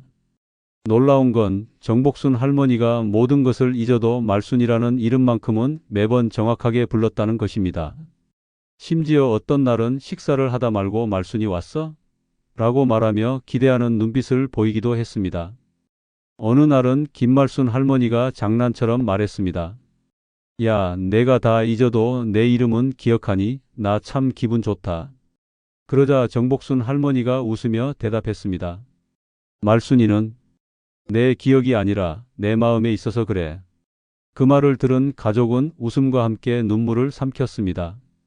이름 하나로 이어지는 우정, 기억이 사라져도 살아남는 그 이름. 그것이 진짜 노년의 기적입니다. 다섯 번째 친구는 함께 병원에 가줄 친구입니다. 나이가 들수록 가장 두려운 곳은 병원입니다. 아픈 것도 무섭지만 그보다 더 무서운 건 혼자 가야 한다는 현실입니다. 진료 대기실에서 불안한 마음으로 자신의 이름이 불리기만을 기다릴 때 옆자리에 누구 하나 없이 앉아있는 외로움은 고통보다 깊은 절망이 됩니다.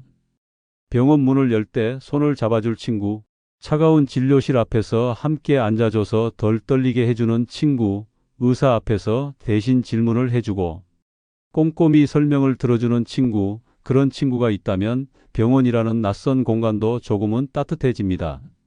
진단 결과가 나오는 그 순간 혼자 듣는 것보다 옆에서 괜찮아, 별일 아닐 거야 라고 말해주는 친구가 있다면 이미 절반은 안도감으로 채워집니다. 노년이 되면 몸은 잦은 신호를 보냅니다. 혈압, 당뇨, 관절, 눈, 귀 어디 하나 멀쩡한 데가 없다고 말합니다. 그러나 더 무서운 건 그 아픔을 함께 나눌 사람이 없는 것입니다. 자식들은 바쁘고 며느리는 눈치 보이고 결국 조용히 예약하고 혼자 가는 병원길은 마음까지 병들게 만듭니다. 그런 날 나도 같이 갈게라고 말해주는 친구 한 사람만 있어도 세상이 달라집니다. 그 친구는 단순히 병원에 같이 가주는 사람이 아닙니다. 나의 불안과 두려움을 같이 안아주는 사람입니다. 무심한 의사에게 대신 따지고 약국에서 처방전을 대신 챙기고 귀가 잘 안 들리는 나를 위해 간호사의 말을 통역해주는 그 친구는 가족보다 더 든든한 동반자입니다. 병원이라는 이름 아래 인간은 작아지지만 친구가 곁에 있으면 그 작아짐이 덜 부끄럽습니다. 함께 병원에 가주는 친구는 나의 건강뿐 아니라 삶 전체를 지켜주는 사람입니다. 아프지 말라고 챙겨주는 게 아니라 아플 때 함께 있어주는 사람, 그 사람이야말로 진짜 내 편입니다. 걱정스럽지만 태연하게 웃어주고 겁이 나지만 먼저 손을 내밀어주는 그 친구는 노년이라는 외로운 시간 속에서 나를 붙잡아주는 가장 따뜻한 존재입니다. 인천에 사는 임순덕 할머니와 윤명자 할머니는 50년 친구입니다. 둘은 아침마다 함께 산책을 하고 가끔 동네 약국에서 혈압을 재고 점심은 꼭 둘이서만 먹습니다. 어느 날 임순덕 할머니가 허리를 움켜쥐며 주저앉았습니다. 갑작스런 통증에 당황해 병원에 가야 했지만 자식들은 모두 멀리 살아바로 올 수 없었습니다. 그 소식을 들은 윤명자 할머니는 신발도 제대로 안 신고 뛰어나갔습니다. 병원에서는 허리디스크 초기 진단을 받았고 입원까지는 필요 없지만 꾸준한 치료가 필요하다는 말을 들었습니다. 그 이후 윤명자 할머니는 매주 물리치료가 있는 날이면 함께 병원에 갔습니다. 기다리는 시간에도 잡지를 읽어주고 물리치료실 안에서는 창밖을 보며 몰래 웃음을 터뜨리곤 했습니다. 어느 날은 윤명자 할머니가 진료실 앞에서 졸다가 간호사에게 보호자분이라고 불리자 엉겁결에 네 라고 대답하며 안으로 들어가 웃음을 자아냈습니다. 임순덕 할머니는 그 모습을 보고 배를 잡고 웃으며 말했습니다. 이젠 보호자까지 됐네. 내가 내 둘째 딸 해라. 그 말에 둘은 한참을 웃었고 그날 이후 윤명자 할머니는 진짜처럼 내 엄마 치료하러 갑니다 라고 말하며 병원을 다녔습니다. 둘 사이엔 혈연보다 더 끈끈한 우정이 흐르고 있었습니다. 함께 병원에 가주는 일이 단순한 동행이 아닌 서로의 삶을 지키는 깊은 사랑이라는 걸 그들은 웃음과 눈물 속에서 느끼고 있었습니다. 그런 친구가 있는 노년은 결코 외롭지 않습니다. 그리고 그 친구가 있다는 사실만으로도 삶은 다시 따뜻해집니다. 당신은 이런 친구가 한 명이라도 있으십니까? 당신은 행복한 사람입니다. 이상 영상을 마칩니다. 감사합니다. 늙어 혼자 산다고 하면 사람들은 고개를 갸웃합니다. 외롭겠다, 불쌍하다, 눈물로 하루를 보내겠지 그런 말부터 쏟아냅니다. 하지만 그건 젊은 사람들의 착각입니다. 진짜 눈물은 함께 살아야 하는 노인들의 몫입니다. 하루에도 수십 번 감정을 눌러 삼키고 잔소리와 무시에 찢기며 껍데기뿐인 관계 속에서 숨죽이며 사는 노인들이 얼마나 많은지 모릅니다. 혼자라는 건 처량함이 아니라 고통과 번민에서 탈출한 자유입니다. 이번 영상은 늙어 혼자 사는 것이 축복인 5가지 이유에 대해 설명드리겠습니다. 구독, 좋아요는 무료입니다. 영상을 끝까지 들으시면 복이 올 겁니다. 늙어 혼자 사는 것이 축복은 첫 번째 이유는 더 이상 인생을 증명할 필요가 없기 때문입니다. 늙어 혼자 산다는 건 더 이상 인생을 증명하지 않아도 된다는 뜻입니다. 그건 단순한 해방이 아니라 존재 자체를 인정받는 순간입니다. 우리는 평생 누군가에게, 어딘가에, 뭔가에 자신을 증명하며 살아왔습니다. 학생 때는 성적으로, 직장에선 실적으로, 결혼 후엔 자식의 성공으로 끊임없이 무언가를 해내야 하고, 무언가를 이뤄야 하고, 그래야만 존중받는다는 강박 속에서 지쳐가며 살아왔습니다. 심지어 늙어서조차 비교당하고 평가당합니다. 자식이 얼마나 잘 됐는지, 손주가 어느 대학에 갔는지, 연금이 얼마나 되는지, 병원비를 스스로 내는지까지도 평가 대상입니다. 노년의 삶마저도 타인의 눈에 의해 채점당합니다. 그렇게 끝없이 인생을 증명해야만 존재 가치가 있는 사람이라는 프레임 속에 갇힙니다. 마치 이제라도 잘 살아야 한다는 강박처럼 여전히 어딘가에 나 괜찮은 사람입니다 라는 표를 붙이고 살아가는 겁니다. 그러나 혼자 살게 되면 그 굴레에서 빠져나올 수 있습니다. 더 이상 누구에게도 나는 잘 살고 있다, 나는 아직 쓸모 있는 사람이다라고 증명할 필요가 없습니다. 내 삶의 기준은 남이 아닌 내가 되는 순간 비로소 진짜 평화가 찾아옵니다. 청소를 하지 않아도, 반찬이 부실해도, TV만 하루 종일 보고 있어도 누구의 눈치를 보지 않아도 됩니다. 그 자체로 충분하기 때문입니다. 나는 내 존재만으로도 의미 있고 누구의 평가 없이도 괜찮습니다. 증명의 굴레는 가족에게서도 시작됩니다. 부모로서, 배우자로서 자식들에게 괜찮은 어른임을 끊임없이 보여줘야 한다는 강박이 있습니다. 심지어 나는 너희에게 짐이 되지 않을 거야 라는 말조차 증명의 또 다른 방식입니다. 그러나 생각해보면 왜 늙었다고 계속 증명해야 합니까? 왜 더 이상 소득이 없다고, 사회에서 역할이 없다고 죄책감을 가져야 합니까? 혼자 살면 그 모든 보여주기가 사라집니다. 이제는 보여주지 않아도 되는 삶이 시작됩니다. 나는 이제 충분히 살아냈고 그 자체로 족합니다. 실제 사례가 있습니다. 75세 문정순 할머니는 젊은 시절부터 완벽한 엄마, 성실한 아내, 성과 좋은 교사로 살기 위해 늘 바쁘게 움직였습니다. 자식 셋 모두 대학에 보냈고 교직에서도 인정을 받으며 퇴직했습니다. 그러나 정작 은퇴하고 나서부터 공허함이 밀려왔습니다. 더 이상 보여줄 성과가 없다는 사실이 그녀를 불안하게 만들었습니다. 무엇을 하지 않으면 나는 아무것도 아니다라는 생각이 마음을 갉아먹었습니다. 어느 날 동네 마트에서 만난 지인의 말이 결정적인 계기가 되었습니다. 아직도 그 정장 입고 다녀요? 은퇴했으면 이제 좀 쉬어도 되잖아요. 그 말이 머릿속을 맴돌았습니다. 그래, 왜 나는 아직도 누군가에게 괜찮은 사람처럼 보이려고 애쓰고 있었을까?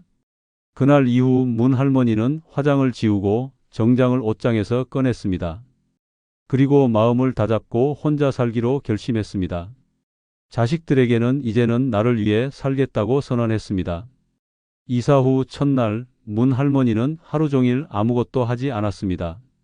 아침을 굶고 점심엔 라면을 먹고 소파에 누워 오래된 드라마 재방송을 보며 시간을 보냈습니다. 처음엔 괜히 죄책감이 밀려왔지만 이틀째부터는 오히려 마음이 편안해졌다고 합니다. 이래도 괜찮구나, 아무것도 안 해도 괜찮구나라는 생각이 머릿속을 채웠습니다. 3일째 되는 날엔 파자마 차림으로 베란다에 앉아 차를 마시며 이런 말을 했다고 합니다. 나는 지금 나를 증명하지 않는 삶을 살고 있다. 지금 문 할머니는 취미로 퍼즐을 맞추고 동네 도서관에 가서 아무 책이나 골라 읽습니다. 아무 목적 없이, 아무 성과 없이 그저 재미있어서 합니다. 때로는 하루 종일 멍하니 있는 날도 있습니다. 그런데도 이게 진짜 사는 거구나라는 느낌이 든다고 합니다. 누가 보든 말든, 누구에게 보이든 말든 이제는 상관없습니다. 그녀는 말합니다. 나는 더 이상 나를 증명하지 않아요. 그냥 나로 사는 것만으로도 충분해요. 늙어서 혼자 산다는 건 세상에 나를 증명하지 않아도 되는 삶을 선물 받는 것입니다. 보여주기 위해 사는 것이 아니라 나를 위한 삶이 시작되는 순간입니다. 이제는 괜찮은 사람이 아니라 편안한 나로 살아도 됩니다. 그 자체로 이미 값진 삶입니다. 더 이상 인생을 증명할 필요가 없습니다. 그것이야말로 가장 큰 축복입니다. 늙어 혼자 사는 것이 축복은 두 번째 이유는 돈을 어디에 쓸지 내 마음대로 정할 수 있기 때문입니다. 늙어 혼자 사는 것이 축복인 또 하나의 이유는 돈을 어디에 쓸지 내 마음대로 정할 수 있다는 점입니다. 이 단순한 자유 하나가 노년에 얼마나 강력한 해방감을 주는지 겪어본 사람만이 압니다. 수십 년을 가족을 위해 헌신하며 살았던 세월 동안 자신을 위해 써본 돈이 얼마나 될까요? 맛있는 밥 한 끼, 예쁜 옷 하나, 병원비 외에 순전히 내 기쁨을 위해 쓴 지갑이 언제였는지 기억조차 나지 않는 경우가 많습니다. 자식 교육, 남편 용돈, 손주의 장난감, 며느리 생일 선물까지 노인의 지갑은 항상 남을 위해 열려 있었습니다. 하지만 정작 본인의 치아가 흔들려도 치과 진료는 미루고 무릎이 아파도 파스를 붙이고 참고 살았습니다. 그 이유는 하나입니다. 돈을 내가 아닌 남을 위해 써야 했기 때문입니다. 노인의 돈은 가족에게는 언제든 꺼내 쓸 수 있는 비상금으로 여겨지고 정작 본인은 허락 없이 쓸 수 없는 은행 직원처럼 살아왔습니다. 혼자 살면 그 모든 족쇄가 풀립니다. 누가 뭐라 하든 내 돈은 내 손 안에 있고 그것을 어디에 쓸지는 오로지 내 결정입니다. 갑자기 꽃이 사고 싶으면 꽃집으로 향하고 삼겹살이 먹고 싶으면 혼자 고깃집에 들어가도 됩니다. 아침부터 시장통에서 파는 도넛 하나에도 웃을 수 있고 백화점에서 분홍색 블라우스를 하나 집어 들고도 후회하지 않습니다. 누가 뭐라 하지 않기 때문입니다. 누군가의 눈치를 볼 필요가 없습니다. 돈이란 것은 금액보다 그 쓰임이 중요한데 남에게 설명하지 않고도 쓰는 돈이야말로 진짜 자유를 느끼게 해줍니다. 한 번은 충격적인 이야기를 들은 적이 있습니다. 68세 김영자 할머니는 30년 넘게 자식들 뒷바라지를 하며 살아왔습니다. 젊을 때부터 허리띠를 졸라매며 생활했고 남편은 돈이 들어오면 술과 담배로 날려버리기 일쑤였습니다. 자식 셋을 대학에 보내기 위해 보험도 해약하고 비상금도 털고 심지어 금가락지까지 팔았습니다. 그 와중에 단 한 번도 자신을 위해 돈을 쓴 적이 없었습니다. 그러던 어느 날 둘째 아들이 결혼을 하면서 그녀에게 전셋집 보증금을 요구했습니다. 한치의 망설임 없이 줬고 남은 돈은 겨우 월세방 하나 구할 정도였습니다. 그 방에서 살기 시작하면서 처음으로 혼자만의 돈을 가지게 된 김 할머니는 놀라운 선택을 했습니다. 평소 눈여겨봤던 미용실에 들어가 단발머리를 싹둑 잘라버리고 분홍색 파마머리로 스타일을 바꾸었습니다. 이웃들은 깜짝 놀랐고 자식들은 전화로 노망 났냐고 쏘아 붙였습니다. 하지만 김 할머니는 웃으며 말했습니다. 처음으로 내 돈 내 마음대로 써봤어요. 기분이 세상을 다 가진 것 같았어요. 그날 이후 김 할머니는 주말마다 혼자 영화관에 갑니다. 관객석 맨 뒷줄에 앉아 콜라와 팝콘을 즐기며 웃고 울고 합니다. 전에 한 번은 로맨틱 코미디 영화를 보다가 혼자 키득거리며 웃었는데 옆자리 청년이 돌아보며 말했습니다. 할머니, 되게 즐거워 보이시네요. 그 말에 김 할머니는 처음으로 눈물이 났다고 합니다. 자신을 위해 돈을 쓰고 그것이 웃음이 되어 돌아왔던 그날의 감동을 아직도 잊지 못한다고 말합니다. 늙어 혼자 산다는 건 결국 나를 위해 살아가는 법을 배우는 일입니다. 돈을 어디에 쓸지 내가 결정할 수 있다는 것, 그것은 자유 이상의 행복입니다. 이제는 남이 아닌 나에게 돈을 써도 됩니다. 평생 참아온 작은 사치, 그건 축복입니다. 지금부터라도 지갑을 열어보십시오. 그 안엔 아직도 행복을 살 수 있는 기회가 남아 있습니다. 늙어 혼자 사는 것이 축복은 세 번째 이유는 불편한 사람과의 관계를 끊어도 되기 때문입니다. 늙어 혼자 산다는 것은 결국 관계라는 굴레에서 벗어나는 일입니다. 불편한 사람과의 관계를 끊을 수 있다는 건 노년에 주어지는 가장 강력한 자유입니다. 젊을 때는 가족이니까, 직장이니까, 사회적 체면이 있으니까 억지로 웃고 억지로 맞춰가며 살아야 했습니다. 내키지 않는 전화에 억지로 응답하고 마음에도 없는 말로 상처를 덮으며 살아왔습니다. 그러면서도 속은 썩어갔고 마음은 점점 황폐해졌습니다. 늙어서까지 그 불편한 관계를 유지하느라 자신을 망가뜨리는 사람들이 얼마나 많은지 모릅니다. 가장 독한 관계는 피 한 방울 섞인 가족입니다. 자식이라는 이름 아래, 형제라는 명분 아래, 은혜라는 덫 아래에서 벗어나지 못한 채 평생을 종처럼 살다 가는 노인이 수두룩합니다. 명절마다 얼굴을 붉히고 돈 문제로 갈등을 빚고 말 한마디에 가슴에 비수를 꽂는 그런 관계를 유지하면서도 어쩔 수 없지라는 말로 스스로를 올가매고 삽니다. 하지만 진실은 다릅니다. 이제는 끊어도 됩니다. 늙어서 혼자 산다는 건 관계의 사슬을 하나씩 풀어낼 수 있는 절호의 기회입니다. 그래도 가족인데라는 말보다 더 무서운 독이 없습니다.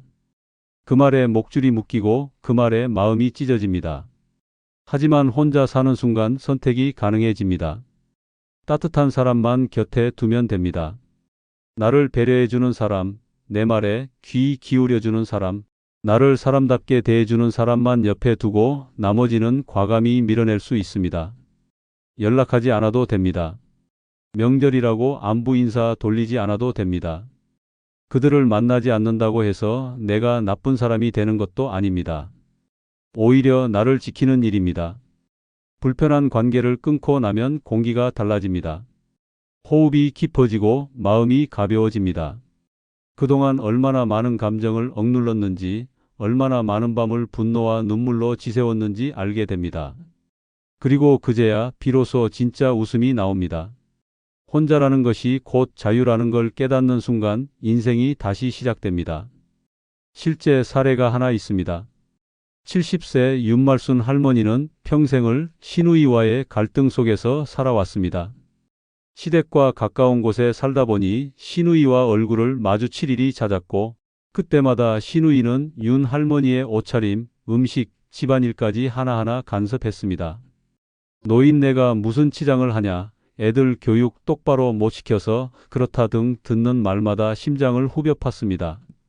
남편은 가족끼리 그러는 거지라며 늘 시누이 편을 들었습니다. 그렇게 40년을 참고 살아온 윤 할머니는 남편이 세상을 떠난 뒤 드디어 결심했습니다. 집을 정리하고 동네도 떠났습니다.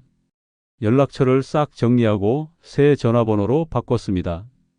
시누이가 알 방법이 없도록 깨끗이 사라졌습니다. 이사를 하고 첫날 작은 원룸에 앉아 라면을 끓여 먹으면서 처음으로 살 것 같다는 말을 했다고 합니다. 그동안 그토록 단절을 원했으면서도 죄책감에 두려움에 실행하지 못했던 일이 결국 자신을 살려낸 것입니다. 지금 윤 할머니는 일주일에 2번 노래교실에 다니고 동네 꽃집에서 아르바이트도 합니다. 새 친구도 생겼고 이름을 불러주는 사람들이 생겼습니다. 더 놀라운 건 얼굴이 달라졌다는 것입니다. 주변 사람들은 피부가 맑아졌다, 웃는 모습이 진짜 여유로워 보인다고 말합니다. 윤 할머니는 말합니다. 나는 이제 내 감정을 아끼지 않아요. 나를 불편하게 하는 사람을 위해 웃어주지 않아요. 그게 나를 사랑하는 방법이에요. 늙어서 혼자 산다는 건 결국 나를 불편하게 했던 수많은 관계에서 해방되는 일입니다. 그건 단절이 아니라 회복입니다. 마음의 평화를 되찾는 시작입니다. 더 이상 불편한 관계에 끌려다니지 않아도 됩니다. 이제는 나를 위해서 살아도 됩니다. 관계를 끊는 것이 아니라 나를 지키는 선택입니다. 그것이야말로 노년에 누릴 수 있는 최고의 축복입니다. 늙어 혼자 사는 것이 축복은 네 번째 이유는 누구와도 비교하지 않아도 되기 때문입니다. 늙어 혼자 산다는 것은 비교라는 지옥에서 벗어나는 일입니다. 누구와도 비교하지 않아도 된다는 건 생각보다 훨씬 큰 자유입니다. 살아오면서 얼마나 많은 비교 속에 자신을 짓눌렀는지, 얼마나 자주 남의 인생을 부러워하며 자신의 삶을 깎아내렸는지 모릅니다.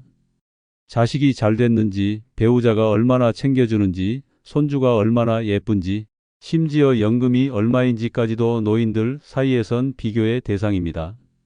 그 비교는 칭찬이 아니라 상처를 남깁니다. 매번 졌다는 좌절감, 내가 뭔가 잘못 산 것 같다는 허무함이 마음을 갉아먹습니다. 젊었을 땐 학벌, 직장, 집 평수로 비교하더니 늙고 나서는 자식의 성공, 며느리의 태도, 요양원에 가느냐 마느냐로 또 비교가 이어집니다. 언제나 남과 나를 나란히 놓고 재단하는 사회 속에서 노인의 삶은 자꾸만 초라해지고 구겨집니다. 마치 누군가의 손주가 해외여행 간 이야기를 듣는 순간 내 손주는 왜 주말에도 전화 한 통 없나 하는 생각이 들어 한숨이 납니다. 이런 비교는 곧 분노와 슬픔으로 이어지고 결국 자신을 탓하게 됩니다. 그리고 그 모든 감정은 고스란히 병이 되어 돌아옵니다. 하지만 혼자 살게 되면 그 비교에서 완전히 벗어날 수 있습니다. 마주 앉아 밥 먹을 상대도 없고 가족의 성과를 나눌 대화 상대도 없습니다. 처음엔 허전해 보일지 모르지만 그것이 진짜 해방입니다. 나 혼자만의 세상에서는 비교할 대상이 사라집니다. 오늘 무슨 반찬을 먹었는지, 어제 누가 문병을 왔는지, 손주가 뭘 사줬는지 그런 것들이 더 이상 중요하지 않습니다. 비교가 사라진 자리에는 평온이 찾아옵니다. 있는 그대로의 나를 인정하게 됩니다. 부족함도 초라함도 실수도 전부 내 삶의 일부였음을 받아들이게 됩니다. 늙어도 경쟁은 끝나지 않습니다. 노인정에서는 누가 더 자주 병원 가는지로 싸우고 경로당에서는 누가 더 손주를 자랑했는지로 질투가 생깁니다. 그러나 혼자 살면 그 모든 시끄러운 전쟁에서 빠져나올 수 있습니다. 거울을 볼 때도 예전보다 주름이 늘었네가 아니라 그래도 오늘은 잘 잤네라고 말할 수 있습니다. 자신을 있는 그대로 받아들이는 순간 남과 비교해 초조했던 마음은 고요하게 가라앉습니다. 오히려 작은 기쁨에도 웃음이 나고 사소한 것에도 감사하게 됩니다. 충격적인 한 사례가 있습니다. 76세 김정임 할머니는 평생 비교에 시달려 왔습니다. 사촌 언니는 대기업 사위가 있어 연말이면 백화점 선물이 쏟아졌고 이웃 할머니는 매주 손주가 찾아온다고 자랑을 했습니다. 김 할머니는 그때마다 마음 한구석이 뜨끔했습니다. 자식은 있지만 연락도 뜸했고 사위는 평범한 회사원이라 큰 선물도 없었습니다. 그러다 보니 매년 명절이 되면 마음이 불편해졌고 자존감은 바닥을 쳤습니다.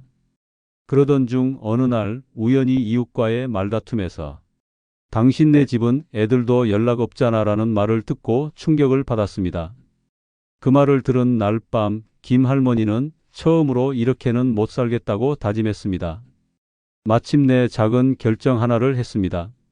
동네를 떠나 혼자 살기로 한 것입니다. 자식들에게는 더 이상 기대하지 않기로 했고 자신이 좋아하는 걸 하며 살기로 마음먹었습니다. 그렇게 이사를 하고 가장 먼저 한 일은 노래를 부르는 일이었습니다. 집에서 유튜브로 옛날 트로트를 따라 부르며 하루를 보내는 일이 일상이 되었고 매일 동네 커피숍에 가서 혼자 커피를 마시며 일기를 쓰는 습관도 생겼습니다. 한 달쯤 지나고 나니 주변을 둘러볼 시간이 생겼습니다. 다른 사람의 삶은 중요하지 않았고 내 하루가 어떻게 지나가는지가 더 궁금해졌습니다. 어느 날엔 뒷산에 올라가 동네 아이가 주운 도토리를 같이 주워보기도 했고 다른 날엔 동네 책방에서 오래된 시집을 한 권 샀습니다. 김 할머니는 말합니다. 예전엔 누가 뭐 하나 자랑하면 하루 종일 신경 쓰였어요. 근데 요즘은 누가 뭐라든 상관없어요. 난 오늘 나한테 고마웠으니까. 지금 김 할머니는 매일 자기에게 편지를 씁니다.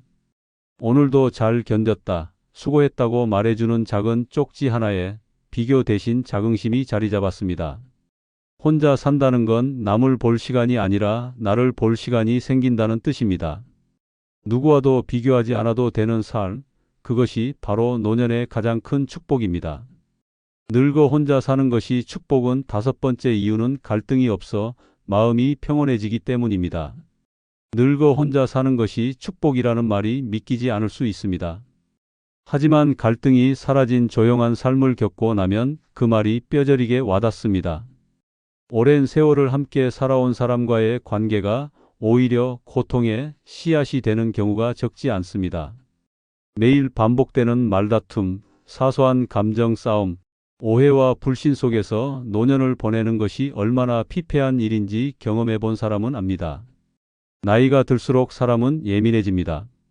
작은 말 한마디, 밥 먹는 소리 하나에도 민감해지고 참았던 감정이 터져 나오는 순간이 점점 잦아집니다. 함께 사는 가족이 오히려 감옥의 간수처럼 느껴지는 순간도 생깁니다. 내 행동 하나하나를 감시하고 간섭하고 판단하는 눈빛 속에서 자신이 얼마나 작아지고 쓸모없는 존재가 되었는지를 느끼게 됩니다. 말다툼은 하루를 망치고 싸움은 일주일을 망칩니다. 결국 말이 사라지고 마음이 닫히고 두 사람 사이엔 깊은 벽이 생깁니다. 그리고 그 벽은 서로를 외롭게 만들며 몸이 아닌 마음이 먼저 늙어버리게 만듭니다. 하지만 혼자 살면 다릅니다. 누군가에게 감정을 상하게 할까 걱정하지 않아도 됩니다. 마음이 편안합니다. 거짓 웃음을 지을 필요도 없습니다.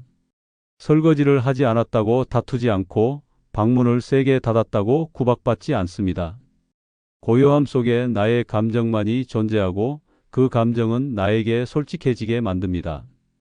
분노도 억울함도 사라지고 대신 고요함과 평온함이 찾아옵니다. 싸울 사람이 없다는 건 곧 고통이 없다는 뜻입니다. 혼자라는 단어가 더 이상 외로움이 아니라 자유로 다가옵니다. 충격적인 한 사례가 있습니다. 72세 정성자 할머니는 40년을 함께 산 남편과의 전쟁 같은 일상을 버리고 홀로 살기로 결심했습니다. 그녀의 하루는 늘 눈물로 시작해 눈물로 끝났습니다.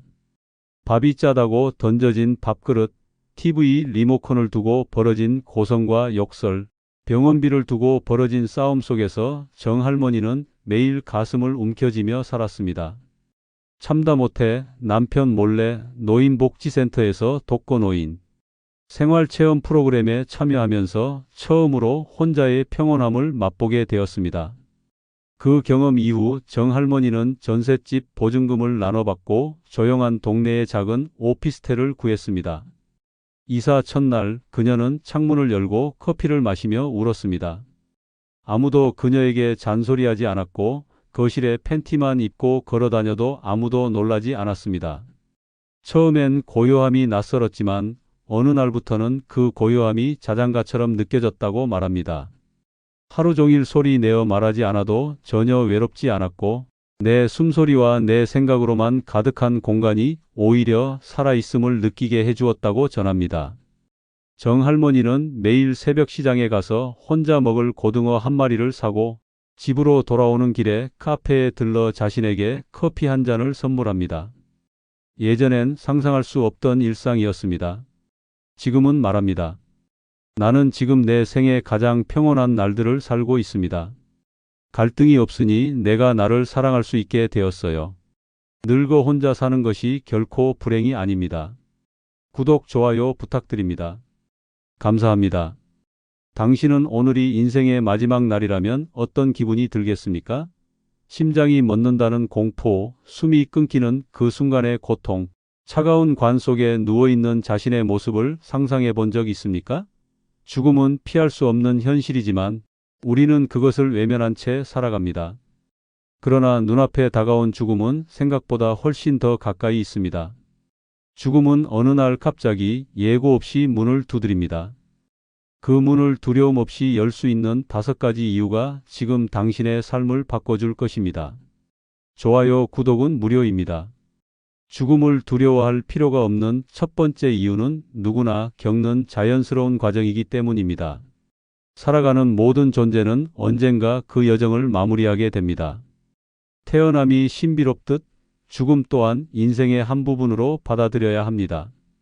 생명이 있는 모든 것은 그 자체로 존귀하고 아름답지만 유한하기에 더욱 빛납니다.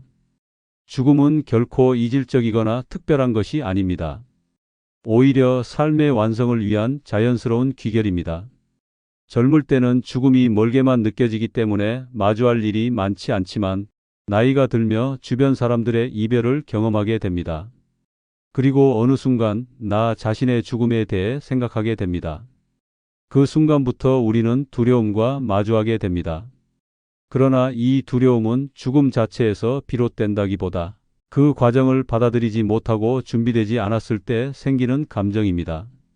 누구나 언젠가는 죽는다는 이 단순한 진리를 받아들일 때 마음은 오히려 평온해집니다. 우리는 매일 아침 해가 뜨고 저녁이 되면 어김없이 해가 지는 광경을 보며 살아갑니다.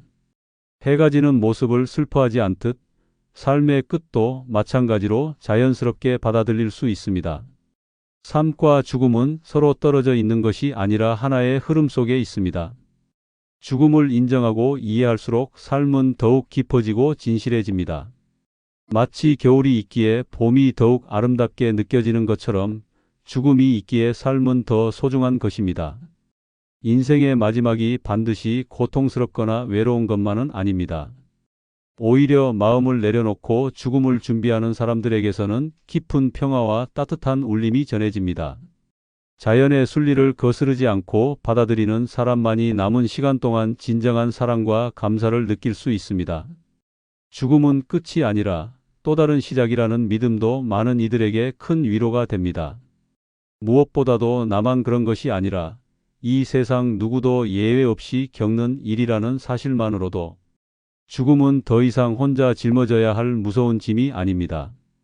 70대 중반의 김영자 할머니는 10년 전 남편을 먼저 보내고 자신도 암 투병 중에 삶의 끝을 준비하게 되었습니다.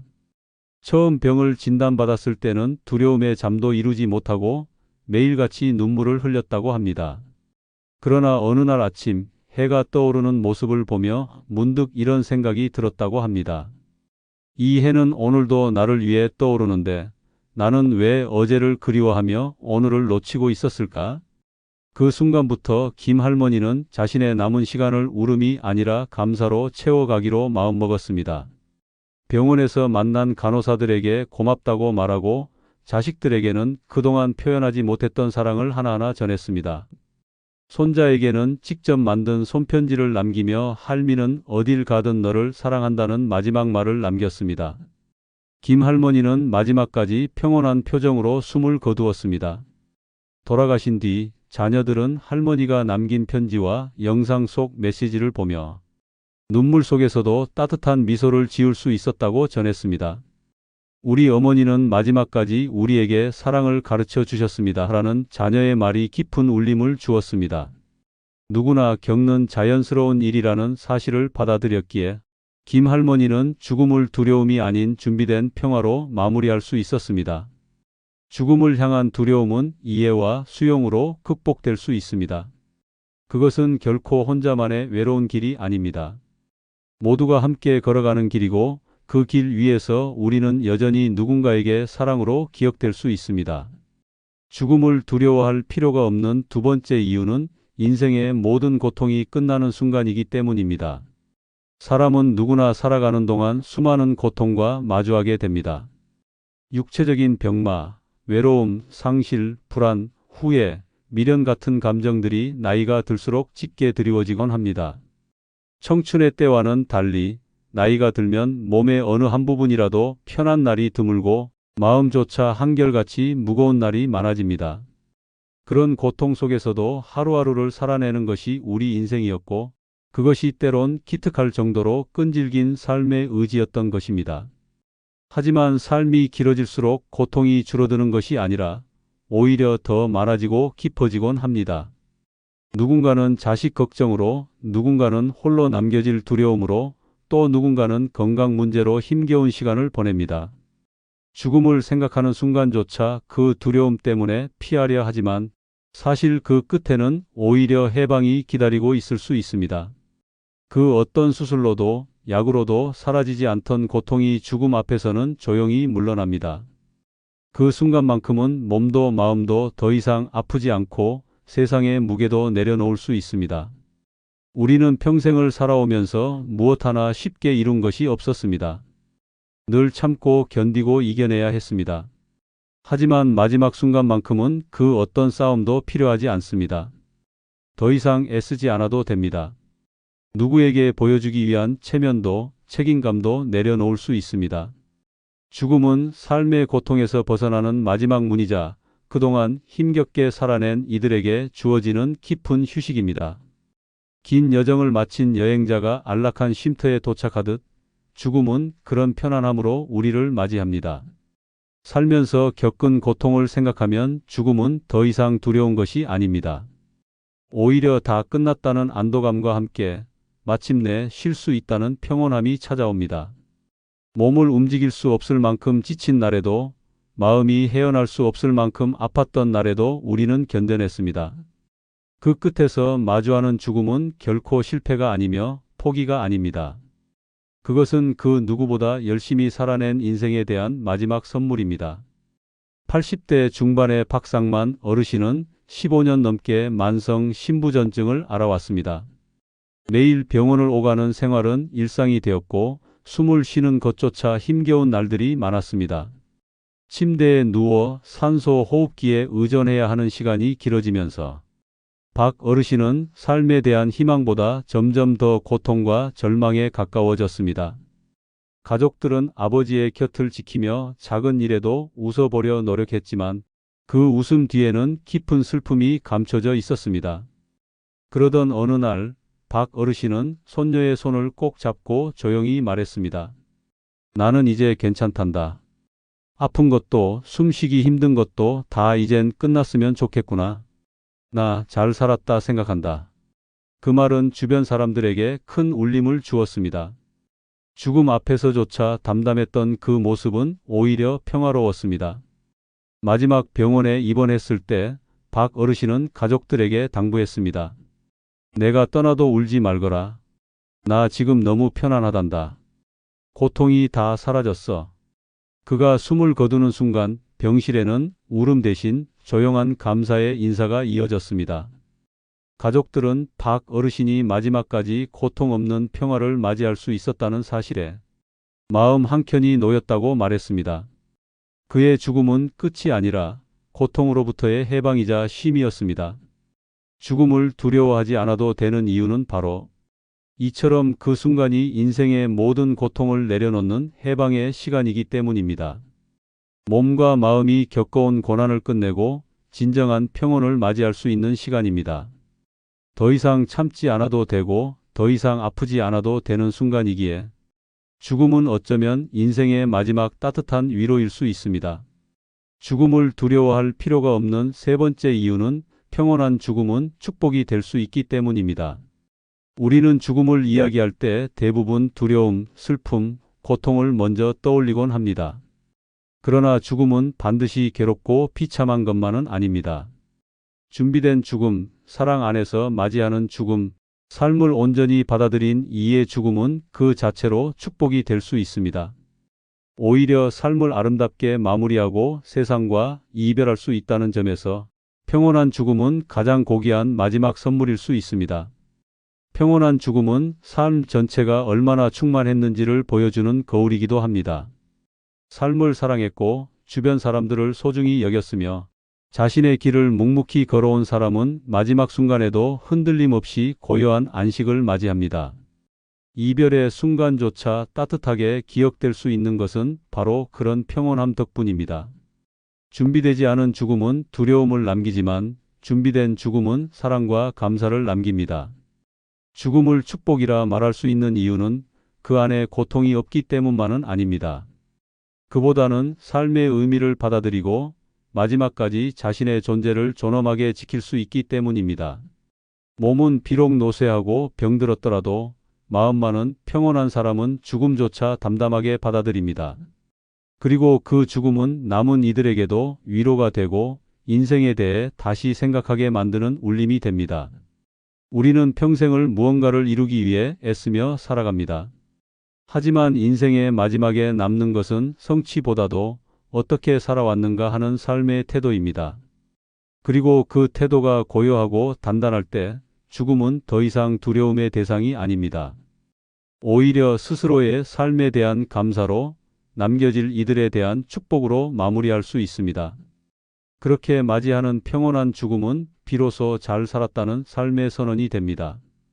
죽음이 두려운 것은 우리가 떠나는 존재라고 느끼기 때문입니다. 그러나 평온한 죽음은 남겨질 사람들에게 안심을 남깁니다. 걱정보다는 고마움을, 아쉬움보다는 사랑을 남깁니다. 마지막 순간까지도 누군가의 손을 잡아주고 마음을 전하며 웃으며 눈을 감을 수 있다는 것. 그것은 인생이 주는 최고의 은총이며 축복 그 자체입니다. 70대 후반의 최은자 할머니는 치매를 앓고 있던 남편을 오랜 시간 간호해 왔습니다. 남편은 거의 모든 기억을 잃고 할머니조차 알아보지 못하는 시간이 길어졌지만 할머니는 하루도 빠짐없이 남편 곁을 지켰습니다. 그러던 어느 날 남편의 상태가 급격히 악화되며 마지막을 준비해야 하는 순간이 찾아왔습니다.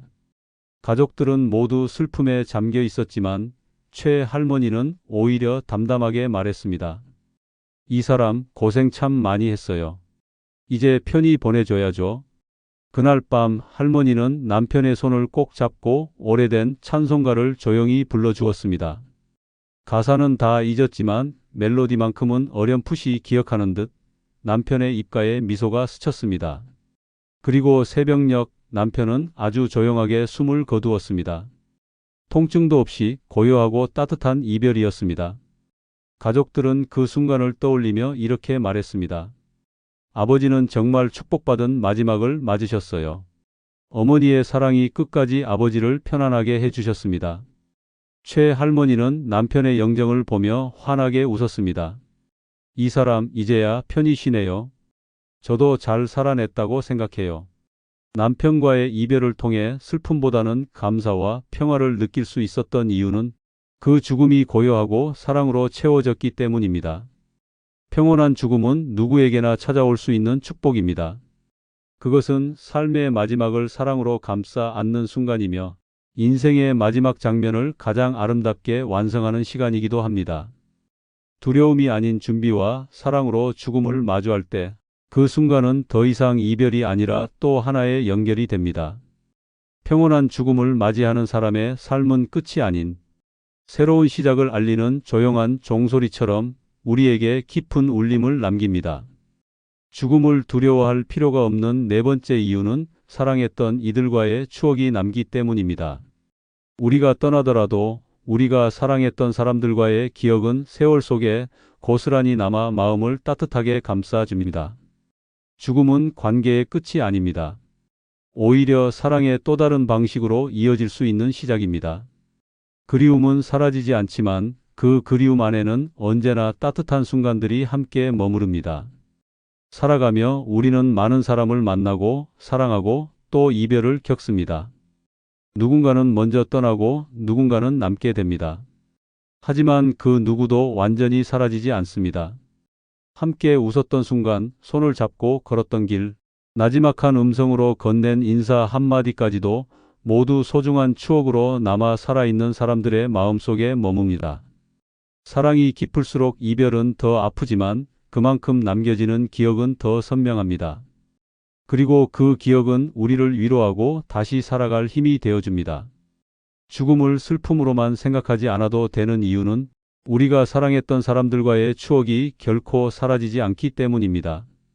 시간이 지나도 마음 한구석에 따뜻하게 자리한 그 기억은 때로는 눈물을, 때로는 미소를 불러일으키며 계속해서 살아갑니다.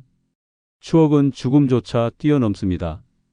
우리 삶에서 진심으로 사랑했던 기억은 아무리 시간이 흘러도 잊히지 않고 세대와 세대를 넘어 전해지기도 합니다. 부모가 남긴 따뜻한 말 한마디, 친구와의 마지막 인사, 자녀가 어릴 적 불러준 노래 하나까지도 마음을 움직이는 힘이 됩니다. 우리가 세상을 떠난다 해도 그 사랑은 그대로 남아 누군가의 삶을 지켜주는 빛이 됩니다.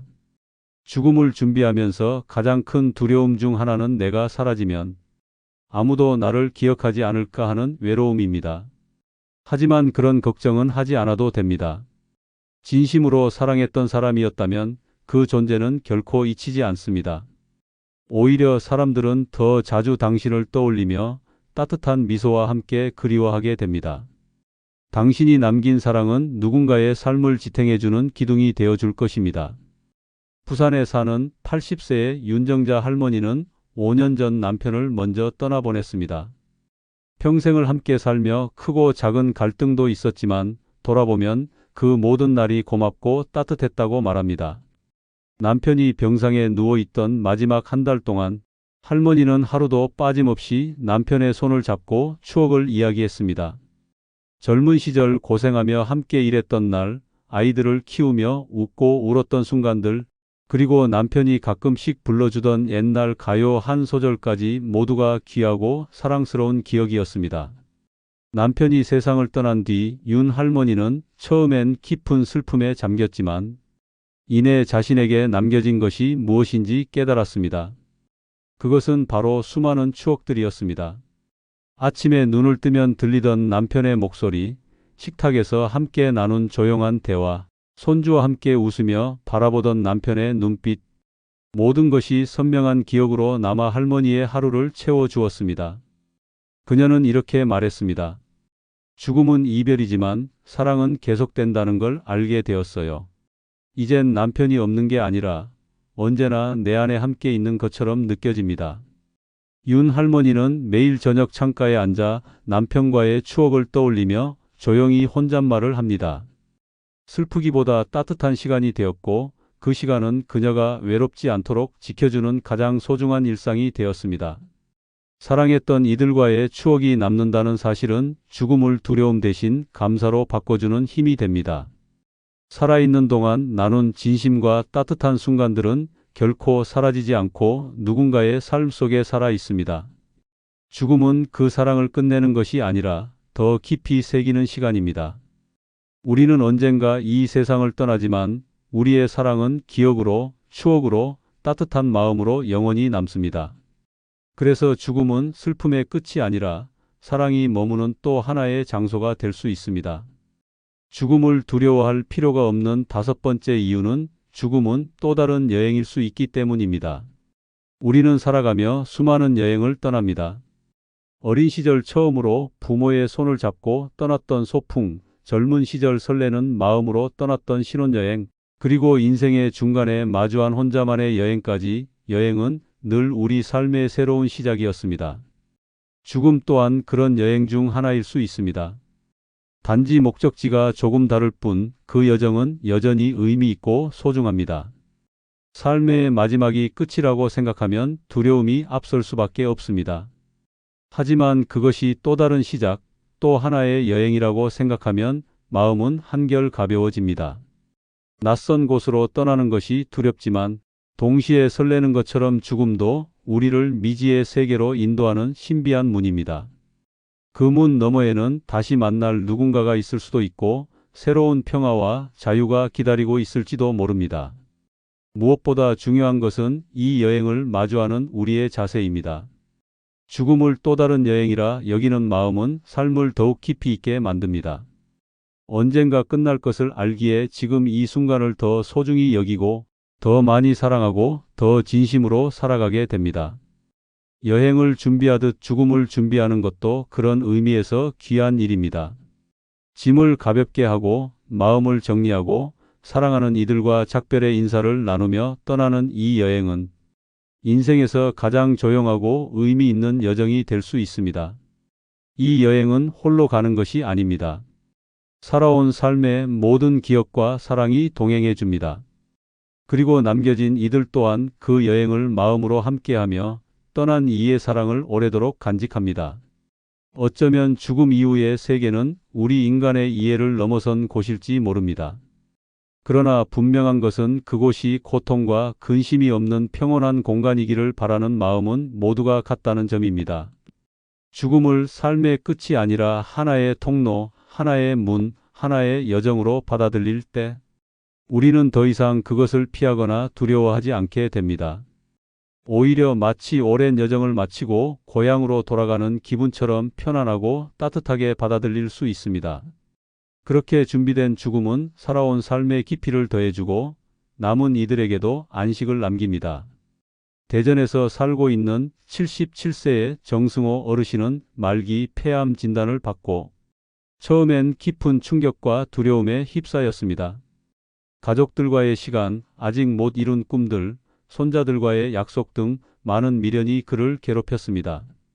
그러나 몇 개월이 지나면서 그는 마음을 바꾸기 시작했습니다. 남은 시간이 유한하다는 것을 받아들이자 오히려 그 시간들을 더 충실히 살아야겠다는 생각이 들었습니다. 그러던 어느 날 그는 자식들에게 말했습니다. 나는 이제 또 하나의 여행을 떠난다고 생각하마. 새로운 세상으로 가는 긴 여행이지. 정 어르신은 그날부터 집 근처 산책을 자주 다녔습니다. 나뭇잎 하나, 바람 한 줄기, 저녁 노을까지도 유심히 바라보며 모든 순간을 깊이 느꼈습니다. 병세가 점점 악화되어 침대에 누워 있어야 했을 때도 그는 손자에게 이런 말을 남겼습니다. 할아버지는 지금 다른 세상으로 천천히 떠나는 중이란다. 걱정하지 말아라. 이 여행은 무섭지 않아. 오히려 평온하고 따뜻하단다. 정 어르신은 임종 전날 가족들에게 마지막 인사를 전했습니다. 지금까지 내가 떠난 모든 여행 중에 이 여행이 가장 큰 의미가 있을 것 같구나. 잘 살아왔고 이제 잘 떠나겠다. 가족들은 눈물 속에서도 그의 평온한 모습에 위로를 받았고 어르신의 죽음을 통해 죽음이 두려운 끝이 아니라 평온한 여행의 시작일 수 있다는 믿음을 갖게 되었다고 말했습니다. 죽음을 또 다른 여행으로 받아들인 정 어르신의 이야기는 많은 이들에게 큰 울림을 줍니다. 그 여행에는 후회도 미련도 두려움도 없었습니다. 오직 사랑과 감사 그리고 평온함만이 남았습니다. 그 모습은 죽음이 단절이 아닌 연결이며 끝이 아닌 새로운 시작임을 보여주었습니다. 그래서 죽음을 두려워하지 않아도 됩니다. 우리는 그 여행의 끝에서 다시 사랑하는 이들과 마주할지도 모릅니다. 그 길 위에서 우리는 다시 한번 삶의 의미를 되새기고 진정한 자유를 만날 수 있습니다. 여러분, 죽음을 외면하는 동안 진짜 삶도 함께 사라지고 있습니다. 이제는 마주할 시간입니다. 죽음은 끝이 아닌 시작이며 고통이 아닌 해방입니다. 사랑이 사라지는 것이 아니라 더 깊이 남고 삶이 사라지는 것이 아니라 새로운 여정으로 바뀝니다. 두려움에 떨며 기다리는 죽음은 지옥이 되지만 받아들이는 죽음은 축복이 됩니다. 당신의 마지막 순간이 후회가 아닌 평온이 되길 바랍니다. 지금 이 순간 삶보다 더 중요한 죽음에 대해 제대로 마주해야 할 때입니다. 구독, 좋아요는 무료입니다. 감사합니다.